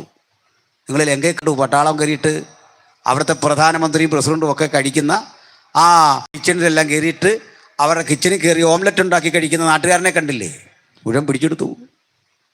എന്തൊരു കാഴ്ചയാണെങ്കിൽ. സ്വാതന്ത്ര്യം കിട്ടി ഇന്ന് വരെയുള്ള ഈ രാജ്യത്തിൻ്റെ ചരിത്രം പരിശോധിച്ചാൽ 1 മിനിറ്റ് പട്ടാളം ഭരിക്കാത്ത രാജ്യമാണ് ഇന്ത്യ. ഒറ്റ മിനിറ്റ് ഭരിച്ചിട്ടില്ല. ഈ രാജ്യത്തിൽ അഭിമാനിക്കണം. ഈ രാജ്യത്തിലെ പൗരനായതിൽ സന്തോഷിക്കണം. സംശയമൊന്നുമില്ല. പിന്നെ എന്ന് പോലാന്നറിയണ്ടേ സന്തോഷിക്കണ്ടേ?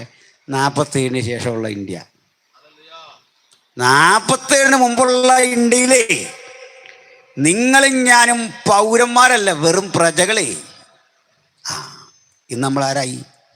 പൗരൻ, അവകാശമുള്ള പൗരൻ. പിടികിട്ടിയോ? പിടികിട്ടിയില്ല. ഞാൻ കഴിഞ്ഞ ഇടയ്ക്ക് ഈ പന്തളം വഴി ഇങ്ങോട്ട് വരികയാണ്. ഇപ്പം എന്നെ പ്രസംഗത്തിന് വിളിച്ച ഒരു കൂട്ടുകാരൻ, ഒരു പാസ്സുണ്ട്. അപ്പോൾ തിരക്കായി കഴിഞ്ഞപ്പോൾ എന്നെ വിളിച്ചിട്ട് ചോദിച്ചു, എവിടെ എത്തിയെന്ന് ചോദിച്ചു. ഞാൻ പറഞ്ഞു പന്തളത്തോടെ. മക്കളെ പാട്ടുമൊക്കെ പിന്നെ മൂളാം, പാടണം, സൂപ്പറായിട്ട് നമുക്ക് പാടണം. എനിക്ക് ചെറിയ ശബ്ദം വന്നാലും കേൾക്കാം, അതാ എൻ്റെ ഒരു കുഴപ്പം. അപ്പോൾ പന്തളത്ത്, കാരണം എനിക്ക് പല പ്രശ്നങ്ങളുള്ള മനുഷ്യനായിട്ട് എവിടുന്ന് എന്താ വരുന്നത് ഇങ്ങനെ നോക്കിയാണ് നിൽക്കുന്നത്.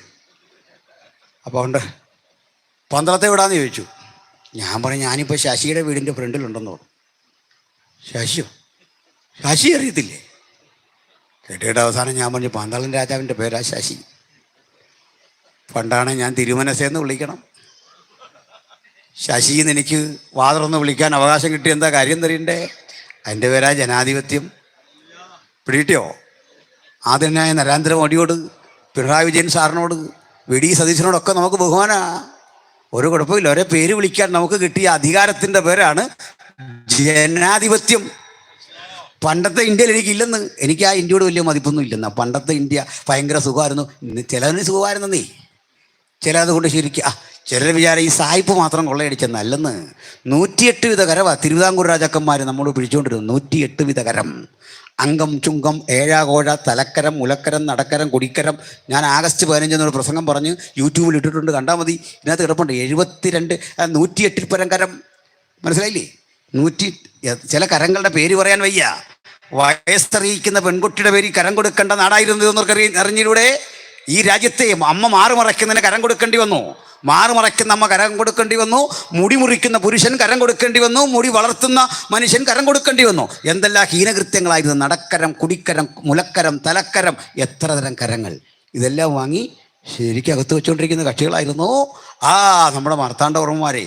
അത് കണ്ടിട്ട് അഭിമാനിക്കണം എന്ന് പറഞ്ഞാൽ വട്ടുണ്ടാകണം.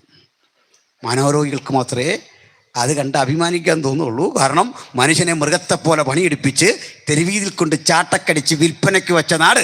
ഈ നാടിന് മറ്റൊരു പ്രത്യേകതയുണ്ടേ. ഇന്ത്യക്കാരെ കൂലി മേടിച്ച് പണി ചെയ്തത് ആദ്യം ചാലക്കമ്പോളത്തിലാണ്. ഇവിടെ തിരുവനന്തപുരംകാരോട് അറിഞ്ഞിട്ട് പോയാൽ മതി ആ കാര്യം. നമ്മുടെ കേണൽ മൺറോ റോഡ് വെട്ടാൻ തീരുമാനിച്ചു. റോഡ് വെട്ടാൻ വന്ന് തിരുവിതാംകൂർ രാജാവിനോട് അനുവാദം ചോദിച്ചപ്പോൾ പറഞ്ഞു, അയ്യോ ഇപ്പം അതിനൊന്നും ഇവിടെ പറ്റിയല്ല. എൻ്റെ കാരണം വേറൊന്നുമല്ല. ഒന്നത് ഈ രാജാക്കന്മാർക്ക് റോഡ് വലിയ താല്പര്യമൊന്നുമില്ല. കാരണം അവർക്ക് എന്തിനാ റോഡ്? കാരണം അവരെ നമ്മളിങ്ങനെ പല്ലൊക്കെ കൊണ്ടു നടക്കുകയെന്ന്. ഇവർക്ക് നടന്ന് ശീലമില്ലെന്ന്. തമ്പുരാട്ടി മുതൽ ഇങ്ങനെ കൊണ്ടു നടക്കില്ലേ, ഇങ്ങനെ തോളയിൽ കൊണ്ടു നടക്കുക. ഇവരെ എടുത്തുകൊണ്ട് 5-8 പേര് അമാലന്മാർ പല്ലക്കും ചുമന്ന് കൊണ്ടുപോയി. ഇവർക്ക് വഴി വേണ്ട, ഇതൊന്നും വേണ്ട, എല്ലാ സുഖസൗകര്യങ്ങളും ജീവിക്കുകയാണെന്ന് അവർ പറഞ്ഞു. മുറജപം എന്ന പേരിൽ ഉത്സവം നടക്കുന്നു 12 വർഷത്തിലൊരിക്കൽ. അങ്ങനെ നടക്കുന്ന ഉത്സവത്തിന് തീറ്റിപ്പോറ്റാൻ പണമില്ലാതെ ഇവിടെ വിഷമിക്കുകയാണ്. ആന്ധ്രയിൽ നിന്നും തമിഴ്നാട്ടിൽ നിന്നൊക്കെ ബ്രാഹ്മണരെ കൊണ്ടുവന്ന് ഊട്ടുപുരകളിൽ മുഴുവൻ അവരെ പാർപ്പിച്ചിട്ട് ഭക്ഷണം കൊടുക്കുന്നൊരു പരിപാടിയുണ്ട് നമ്മുടെ നികുതി പണം കൊണ്ടേ. അങ്ങനെ അതിന് പോലും പൈസയില്ല. മൺറോ പറഞ്ഞപ്പോൾ പൈസയൊന്നും വേണ്ട, പകരം തൊഴിലാളികളെ തരണം, ഒപ്പം അനുവാദവും തരണം. അത് വെട്ടുന്നേ വെട്ടിക്കും. രാജാവിനറിയാൻ നടക്കാൻ പോകുന്നില്ല. കാരണം ഇവിടുത്തെ പണിക്കാർ പണിതാ തൊഴിലുറപ്പിനപ്പുറത്തൊന്നും അത് പോവുകയില്ലെന്ന് പുള്ളിക്ക് തോന്നി. കാരണം അന്ന് ഊഴിയ വേല എന്ന് ബൈബിളിൽ വായിച്ചിട്ടുണ്ട്. പലർക്കും അതിൻ്റെ അർത്ഥം അറിയില്ല. ഭക്ഷണം, ജോലിക്ക് പകരം ഭക്ഷണം കൊടുക്കും, അത്രേ ഉള്ളൂ. അതാ ഊഴിയ വേല. ഇതാ സ്ഥിതി. അല്ലെ നമ്മൾ ഈ കൺവെൻഷന് പന്തലിടാൻ വന്നിട്ട് നമ്മൾ ഇതെന്താ ഇതെല്ലാം വലിച്ചു കിട്ടിയാൽ ഇവിടുന്ന് മോഹനദാസ് പൈസ ഒന്നും തരികയല്ല, പകരം എന്താ ചായ കിട്ടിയെങ്കിൽ കിട്ടി, അത്രേ ഉള്ളൂ. പണ്ട് ഇവിടുത്തെ പണിയെല്ലാം ഇങ്ങനെ നടന്നു ഊഴിയ വേല. ഈ കേണൽ മൺറോ എന്ത് ചെയ്തു? പണി കഴിഞ്ഞ് പോകുന്നവർക്കെല്ലാം പൈസ കൊടുത്തു. പൈസ കിട്ടിയ ആൾക്കാരുടെ കയ്യിൽ കാശ് കിട്ടിക്കഴിഞ്ഞപ്പോൾ ആദ്യമായിട്ട് ശ്രീപത്മനാഭൻ്റെ പണം, അതായത് ഈ രാജാവിൻ്റെ മുദ്ര കുത്തിയ പൈസ, അതിനെ പത്മനാഭൻ്റെ പണം ഇത് കൈ കിട്ടിയപ്പോൾ അമ്പരന്ന് പോയി. കാശ് കിട്ടിയത് ആദ്യം. കാശ് കിട്ടിയ മലയാളിയല്ല, അതും ട്രിവാൻഡ്രത്തെ മലയാളിയാണ്. അടിച്ച് വീലുരുക്കളഞ്ഞു. നേരെ ഷാപ്പിൽ കയറി അങ്ങ് കുടിച്ചു. ഷാപ്പിൽ കയറി കുടിച്ചു കഴിഞ്ഞപ്പോഴേക്ക് ഇവർക്ക് പ്രത്യേകിച്ചൊരു ധൈര്യം വന്നു. നേരെ മഹാരാജാവിൻ്റെ കൊട്ടാരത്തിന് മുമ്പിൽ കിടന്ന് പൂരത്തെറി കണ്ടോ. പൈസ കിട്ടിക്കഴിഞ്ഞാൽ വല്ലാത്തൊരു ധൈര്യം. രാജാവ് ആ പ്രശ്നമാണെന്ന് ഓർത്തില്ല. പൂരത്തെറി ചരിത്രത്തിലുള്ള, ചുമ്മാ പറഞ്ഞല്ല. മനസ്സിലായില്ലേ? ചാലാക്കമ്പോളത്തിലേക്ക് ഇറങ്ങി സാധനം മേടിക്കാൻ ചെന്നപ്പോൾ അവിടെ നിൽക്കുന്നവൻ സാധനം കൊടുക്കല, അയിത്തം. കാശ് കണ്ടു കഴിഞ്ഞാൽ പറഞ്ഞു കൊണ്ടുവരാൻ പറഞ്ഞു. കണ്ടോ പൈസയുടെ ഒരു വില കണ്ടോ. അയിത്തമെല്ലാം പോയി. ഇതറിഞ്ഞിട്ട് മാടമ്പിമാർ ഇറങ്ങി ചാലക്കമ്പോളത്തിൽ വന്ന പാവങ്ങളെ മുഴുവൻ തല്ലി കാശിൻ്റെ ബലത്തിൽ പിടിച്ചു. ഇതൊക്കെയാണ് ഈ നാടിൻ്റെ ചരിത്രം. അങ്ങനെ കഷ്ടപ്പെട്ട് കള്ളു കുടിക്കുന്നത് എങ്ങനെയാണെന്നറിയണ്ടേ? ചിരട്ട വെച്ചിരിക്കുക, ചിരട്ട അവിടെ വെച്ചിരിക്കുക. ചിരട്ടയ്ക്കകത്ത് കള്ളു കുടിക്കണം. ഇതൊക്കെയായിരുന്നു സ്ഥിതി. ചായപ്പീടിയിൽ ഇതായിരുന്നു സ്ഥിതി. അടിമത്തമായിരുന്നു നാട്ടിൽ നിലനിന്നിരുന്നത് ഭീകരമായ വിധത്തിൽ. ഇതൊക്കെ നിലനിൽക്കുമ്പോൾ ചില ആളുകൾ പറയുന്നുണ്ടേ അതൊക്കെ മാറിയത് എങ്ങനെയാണെന്ന് അറിയണ്ടേ? അതൊക്കെ മാറാൻ കാരണം ആധുനികവൽക്കരിക്കപ്പെട്ട പുത്തൻ വിദ്യാഭ്യാസ നയങ്ങൾ ഈ ലോകത്ത് വന്നു. ഈ നാട്ടിലേക്ക് അത്തരം വിദ്യാഭ്യാസ നയങ്ങൾ കൊണ്ടുവന്നതേ ഈ ബൈബിളാണ്. സർക്കാരിന് സ്വന്തം കുടിപ്പള്ളിക്കുടമില്ലാത്ത കാലത്തെ സുവിശേഷകർ ഈ രാജ്യത്ത് സ്കൂളുകൾ ഉണ്ടാക്കിയിട്ടുണ്ട്. അവരെ പഠിപ്പിച്ചിട്ടുണ്ട്. അവരുടെ ജീവിതത്തിന് വേണ്ട മാർഗദർശനം നൽകിയിട്ടുണ്ട്. കിരാതമായ ശിക്ഷാ നടപടികളുടെ നാട്ടില് ആ ശിക്ഷയോട് എന്നേക്കും റദ്ദ് ചെയ്തുകൊണ്ട് ഒരു പുത്തൻ സംസ്കാരം ഈ രാജ്യത്ത് കൊണ്ടുവന്ന ജനാധിപത്യത്തിന്റെ പിന്നിലെ പ്രചോദനം ഈ ബൈബിളാണ് എന്ന് അന്തസ്സോടെ ആഭിജാത്യത്തോടെ ഇന്ന് രാത്രി ഇവിടെ നിന്ന് വിളിച്ചു പറയുമ്പോൾ അത് ഉയർത്തുന്ന സുവിശേഷത്തിന്റെ മാഹാത്മ്യം, അതിന്റെ അന്തസ്, അതിന്റെ മാഹാത്മ്യം ഉയർത്തിക്കാട്ടിക്കൊണ്ട് ഞങ്ങൾ വീണ്ടും അതിന്റെ സുവിശേഷത്തിന്റെ ആത്യന്തിക സത്യം വിളിച്ചു പറയാം. മറ്റൊരുത്തലും രക്ഷയില്ല. നാം രക്ഷിക്കപ്പെടുവാൻ ആകാശത്തിന് കീഴിൽ മനുഷ്യരുടെ ഇടയിൽ നൽകപ്പെട്ട ഒരേ ഒരു നാമം യേശുക്രിസ്തുവിന്റെ നാമം. ഹല്ലേലൂയ, സ്തോത്രം. അപ്പോഴേ ഈ ചിത്രവധം പോലെ ഇത്തരത്തിലെ പ്രാകൃത ശിക്ഷകളിൽ ഒന്ന് ക്രൂശ് മരണം. മിക്ക രാജ്യങ്ങളും ഇത്തരം പ്രാകൃത ശിക്ഷയൊന്നും നടക്കില്ല. നമ്മുടെ നാട്ടിലൊക്കെ ഒരുത്തരെ തൂക്കാൻ വിധിച്ചാൽ അന്തസ്സായ മരണം അവന് കൊടുക്കുന്നത്. അങ്ങനെ വേണം. ഒരുത്തൻ തെറ്റ് ചെയ്തു, അവരർഹിക്കുന്ന ശിക്ഷ കൊടുത്തു. വൈരാഗ്യമൊന്നും ഈ രാജ്യത്തിനില്ല.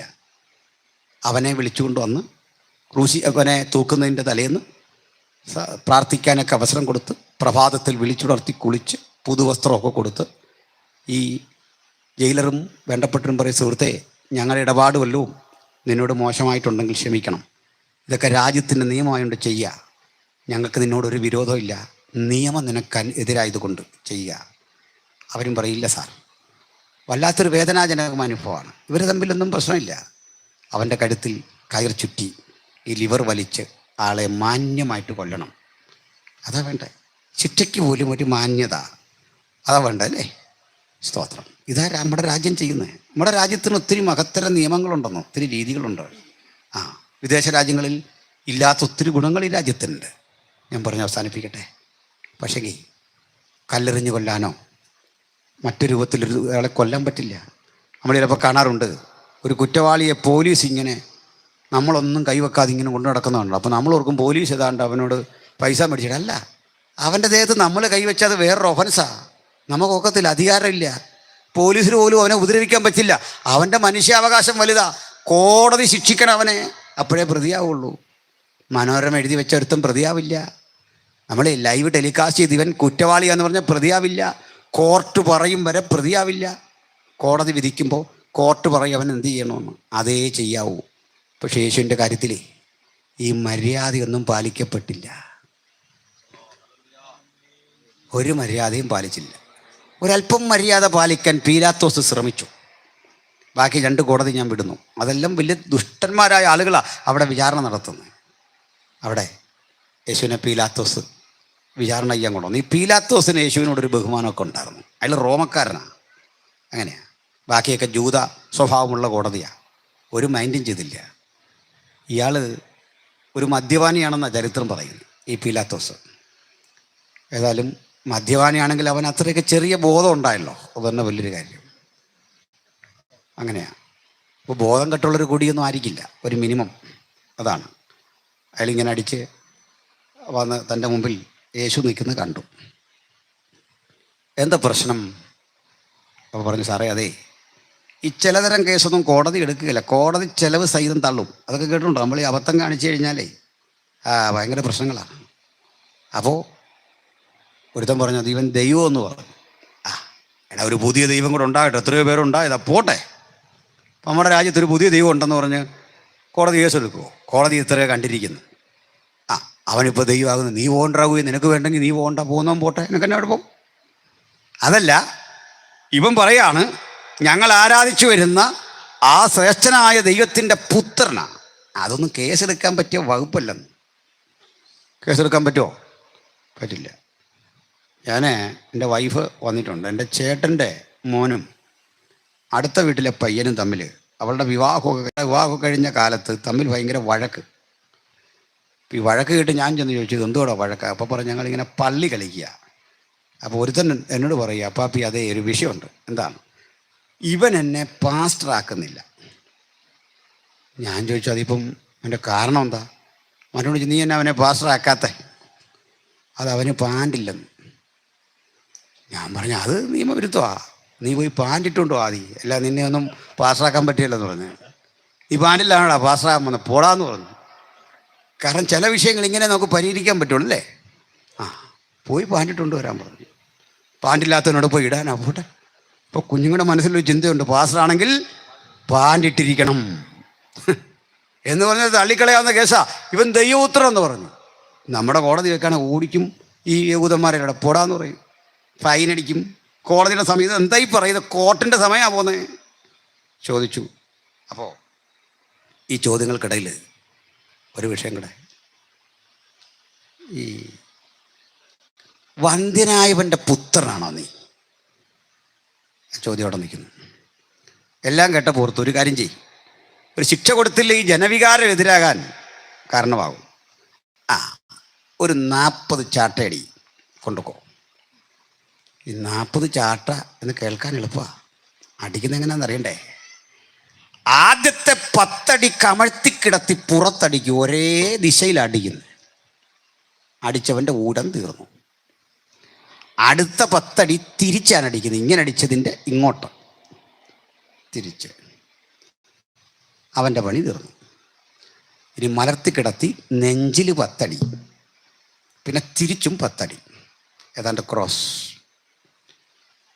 ഇത് കണ്ടാൽ വയലിൽ ഒരു കന്നുകാലിയെ കൊണ്ട് കലപ്പ വെച്ചുഴുത പാടുകൾ പോലെ കിടക്കും. ഇങ്ങനെ പ്രവാചകൻ പറയുന്നേ, അവൻ്റെ പുറം ഉഴവ് ചാൽ പോലെ കീറി. അടികൊണ്ട് തലയിലേക്ക് അതിശക്തമായ വിഷമുള്ളും കൊണ്ട് മെടഞ്ഞ കിരീടവും അടിച്ചു വെച്ചു. ഒരങ്കി അവൻ്റെ ശരീരത്ത് ചുറ്റി. ഇത്രയൊരു മനുഷ്യനെ കണ്ടാൽ നിങ്ങൾക്ക് സഹതാപം തോന്നൂലേ? ഏത് കുറ്റവാളിയെ കണ്ടാലും സഹതാപം തോന്നും. ഏത് തീവ്രവാദിയോടും ഒരു കരുണ തോന്നും. അപ്പോൾ ഇത് കണ്ടെങ്കിലും മനുഷ്യന് സഹതാപം വരട്ടെ എന്ന് ഓർത്ത് പീലാത്തോസ് ചെയ്തതാണ്. ഇങ്ങനെ അടികൊണ്ടിരിക്കുന്ന ഒരുത്തനെ ചോദ്യം ചെയ്യാൻ പറ്റുമോ? പക്ഷേ പീലാത്തോസ് വീണ്ടും കൊണ്ടുവന്നു. ജനം പറഞ്ഞു, ഇതുകൊണ്ട് പറ്റില്ല, ക്രൂസിഫൈ ഹിം, ക്രൂശിക്കവനെ, ക്രൂശിക്കവനെ.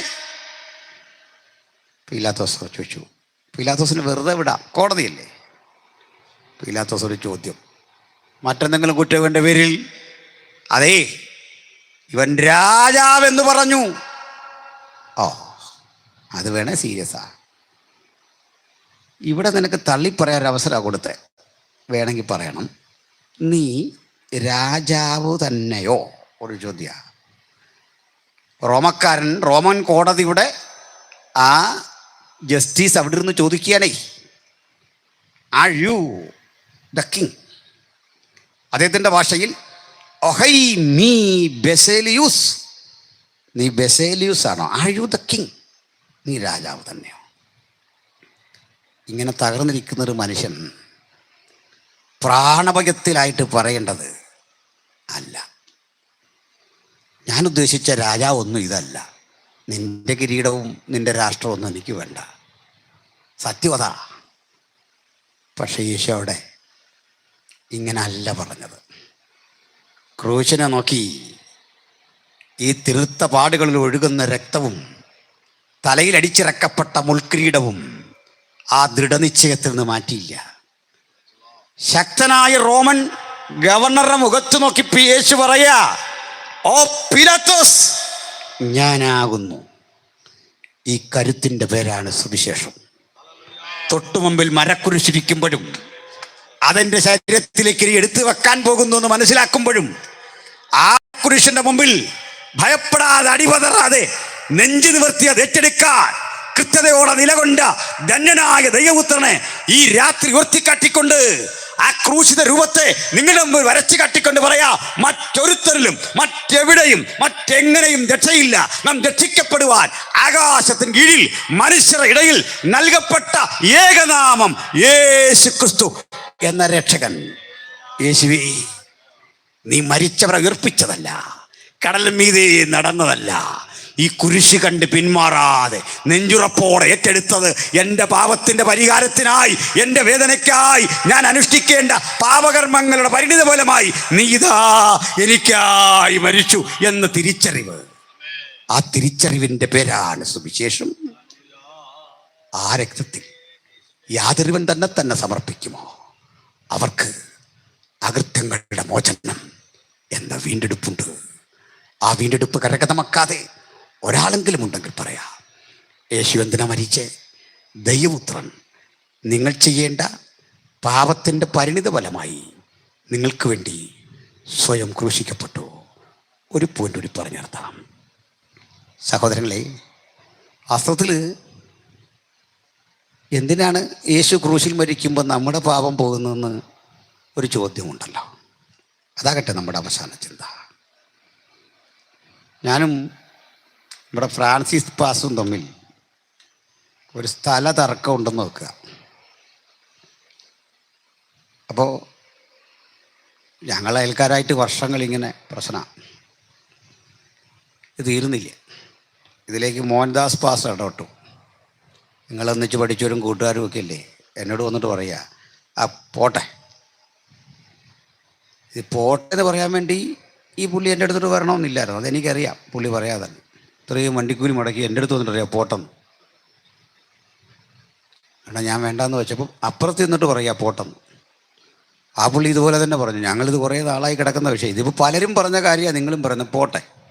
അങ്ങനെ പോകത്തില്ല. കാരണം 1 ഇഞ്ച് ഭൂമിയുടെ വില അറിയാം ഇവിടെ. അപ്പുറത്തേക്കുന്ന മരം കണ്ടോ, ഇത് വളച്ച് തിരിച്ച് അങ്ങോട്ടും ഞങ്ങൾ രണ്ടുപേരും പറയുന്ന കാര്യമാണ്. അവസാനം ഞങ്ങളുടെ സൗഹൃദം തകരാതിരിക്കാൻ മോഹനദാസ് ഭാഷ ഒരു കാര്യം ചെയ്തു. ഈ മരത്തിന് എന്ത് വില വരും? അതെ, ഒരു 75,000 ഉറുപ്പിക വരും, നല്ല തേക്ക് തടിയാണ്. ശരി, അദ്ദേഹം കൈ നീ പണം എടുത്ത് എനിക്ക് തന്നിട്ട് പറയാം, ആ തേക്ക് അദ്ദേഹത്തിന് വിട്ടുകൊടുത്തേക്ക്, ഇതാ പൈസ. ഞാൻ വലിയ സന്തോഷത്തോടെ ഈ പണം കൊണ്ട് വീട്ടിൽ വന്നു. നിങ്ങളിനി പിണങ്ങിയൊന്നും പോലല്ലേ കേട്ടോ. എൻ്റെ എല്ലാം കൈ പിടിപ്പിച്ച്, ഇല്ല എൻ്റെ പ്രശ്നം തീർന്നല്ലോ. വീട്ടിൽ വന്നു ഈ പണം ഇങ്ങോട്ട് അടിച്ചു നോക്കിയപ്പോൾ ആദ്യത്തെ ആവേശം പോയി. ഞാൻ വൈഫിനോട് പറയാ, എടി അതേ, ആ പാവം മനുഷ്യൻ എന്തിനാ ഈ പണം തന്നെ?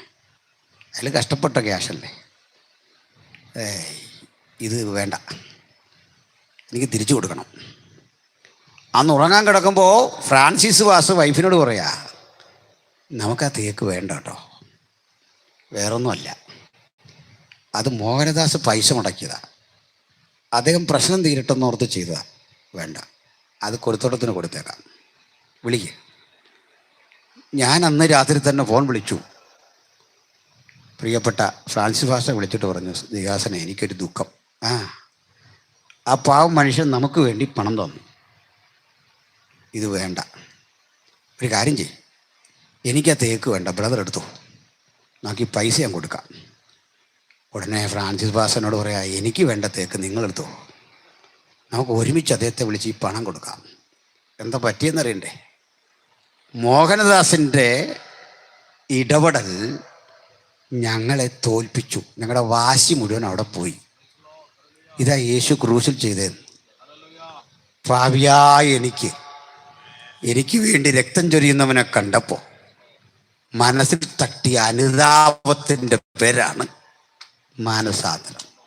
മോഹൻദാസ് ഭാഷ ഞങ്ങളുടെ രണ്ടുപേരെയും തോളിൽ കൈയിട്ടിട്ട് പറയാണ്, പൈസ അല്ലെന്ന് വലുത്, നിങ്ങളെനിക്ക് നഷ്ടപ്പെട്ടുകൂടാ, നിങ്ങളെൻ്റെ സഹോദരന്മാരാ, പൈസയല്ല പ്രാണനും ഞാൻ തരും നിങ്ങൾക്ക് വേണ്ടി. ഇത് കേട്ട് ഞങ്ങൾ പറയാ, നിങ്ങൾക്ക് വേണ്ടി ഞാൻ പ്രാണനെ തരും, നിങ്ങളാ ഞങ്ങളെ ഒന്നാക്കിയത്. പണത്തേക്കാൾ മൂല്യവത്താ ഹൃദയത്തിൽ അനുഭവിക്കുന്ന സമാധാനം. ഇതാ സുവിശേഷം ഇന്ന് രാത്രി പ്രദാനം ചെയ്യുന്നത്. ഈ സമാധാനം കരഗതമാക്കിയിട്ടേ പോകാവൂ. വാഗ്വാദങ്ങളുടെ തർക്കങ്ങളുടെ സമാധാനം നഷ്ടപ്പെട്ട ഈ ലോകത്തിന് സമാധാനം നൽകാൻ കഴിയുന്ന ഒരൊറ്റ സന്ദേശം ഈ സുവിശേഷമാണ്. ഹല്ലേലൂയ. നിങ്ങൾക്കറിയണ്ടേ, റഷ്യയും തുർക്കിയും കൂടെ ഉക്രൈനും കൂടെ അടിവെക്കുക. റഷ്യൻ കരടിയുടെ ചിത്രം പതിച്ച ഒരു വണ്ടി അതിലെ പോയാൽ ഉക്രൈൻ ആക്രമിക്കും. റഷ്യൻ പതാകയോ പടയാളികളോ കണ്ട് ആക്രമിക്കും. ഉക്രൈനികളെ കണ്ടാൽ, അവരുടെ വാഹനം കണ്ടാൽ, പടയാളികളെ കണ്ടാൽ അപ്പുറത്ത് ആക്രമിക്കും. കാരണം ശത്രുക്കളാ. ഒരു കാര്യം അറിയോ, അതുവഴിയും ആരും ആക്രമിക്കാത്ത ചില വാഹനങ്ങൾ അങ്ങോട്ടും ഇങ്ങോട്ടും പായുന്നുണ്ട്. അറിയാമെന്നറിയണ്ടേ? റെഡ് ക്രോസിൻ്റെ സന്നദ്ധ സംഘടന അതിലെ വണ്ടി വിടുന്നുണ്ട്. എന്തിനാണെന്നറിയണ്ടേ? യുദ്ധത്തിൽ മുറിവേറ്റ മനുഷ്യരെ താങ്ങാൻ, അവരുടെ മരിച്ചുപോയവരുടെ ബോഡി എടുക്കാൻ, ഒറ്റപ്പെട്ട അനാഥ കുട്ടികളെ പെറുക്കിയെടുക്കാൻ. ഈ വണ്ടിക്കൊരു ചിഹ്നമുണ്ട്, ഒരു ചുവന്ന കുരിശ്. ഈ കുരിശ് കണ്ടാൽ ഉക്രൈനികൾ വെടിവെക്കില്ല, റഷ്യക്കാരും വെടിവെക്കില്ല. എന്താ കാര്യം എന്നറിയണ്ടേ? ഇതാരെയും കൊല്ലാൻ പോവല്ല, ഇത് സമാധാനം പറയാൻ പോവാ. ക്രൂശ് സമാധാനത്തിൻ്റെ ചിഹ്നമാണ്. ബദ്ധ വൈരികൾക്ക് നടുവിലെ അത് സമാധാനം സൃഷ്ടിക്കുന്ന ചിഹ്നമാണ്. ഈ ചിഹ്നത്തിൻ്റെ ശക്തി നമ്മുടെ ജീവിതത്തിലൊന്ന് ആസ്വദിച്ചറിഞ്ഞ് ഇന്ന് രാത്രി മടങ്ങാൻ സർവശക്തൻ കൃപ ചെയ്യട്ടെ. കണ്ണുകളടച്ചാട്ടെ, പ്രാർത്ഥിച്ചാട്ടെ. ക്രിസ്തുവിൻ്റെ സമാധാനം നമ്മുടെ ഹൃദയത്തിൽ വാഴട്ടെ. തേജസ്സേറിയ ആ അനുഭവത്തിൽ നമുക്ക് കരുത്തരായി മടങ്ങാം. ഈ കേട്ട വചനത്തിൻ്റെ അടിസ്ഥാനത്തിൽ ക്രിസ്തു ചൈതന്യം കൂടാതെ ഒരാളെങ്കിലും ഈ വചനം കേൾക്കുന്നെങ്കിൽ, യേശുവേ എനിക്ക് അങ്ങേ അനുഗമിപ്പാൻ ഇഷ്ടമാണ്, ഞാൻ നിന്നെ പിന്തുടരുന്നു, എനിക്ക് വേണ്ടി ഒന്ന് പ്രാർത്ഥിക്കണം, എനിക്ക് യേശുവിൻ്റെ പൈതലായിരിക്കണം. ആർക്ക് ഹൃദയത്തിൽ ആഗ്രഹമുണ്ട് അവർക്ക് മാത്രം കരമുയർത്താം. നിങ്ങൾക്ക് വേണ്ടി പ്രാർത്ഥിക്കും. ചില കരമുയർത്തുന്നു, ചില കരമുയർത്തുന്നു. ഉയർത്തിയ കരങ്ങൾക്കായി സ്തോത്രം. ഉയർത്തിയ കരങ്ങളെ കർത്താവ് അനുഗ്രഹിക്കട്ടെ. ആ കരങ്ങളെ താഴ്ത്തിയിടാ. കർത്തൃദാസന്മാർ ഇവിടെയുണ്ടല്ലോ. യേശുവിനെ പ്രസംഗിക്കുന്നതിൽ ആവേശഭരിതനായി എനിക്ക് മുമ്പോട്ട് പോകണം, എനിക്ക് ക്രൂശിനെ ഉയർത്തണം. ആഗ്രഹമുള്ള ദൈവദാസന്മാർക്ക് വേണ്ടിയും വ്യക്തികൾക്ക് വേണ്ടിയും ഒക്കെ പ്രാർത്ഥിക്കാൻ പോവുകയാണ്. ഈ രാത്രി കേട്ട വചനത്തിൻ്റെ അടിസ്ഥാനത്തിൽ ഞാനൊരു വാക്കിൽ പ്രാർത്ഥിക്കുന്നു.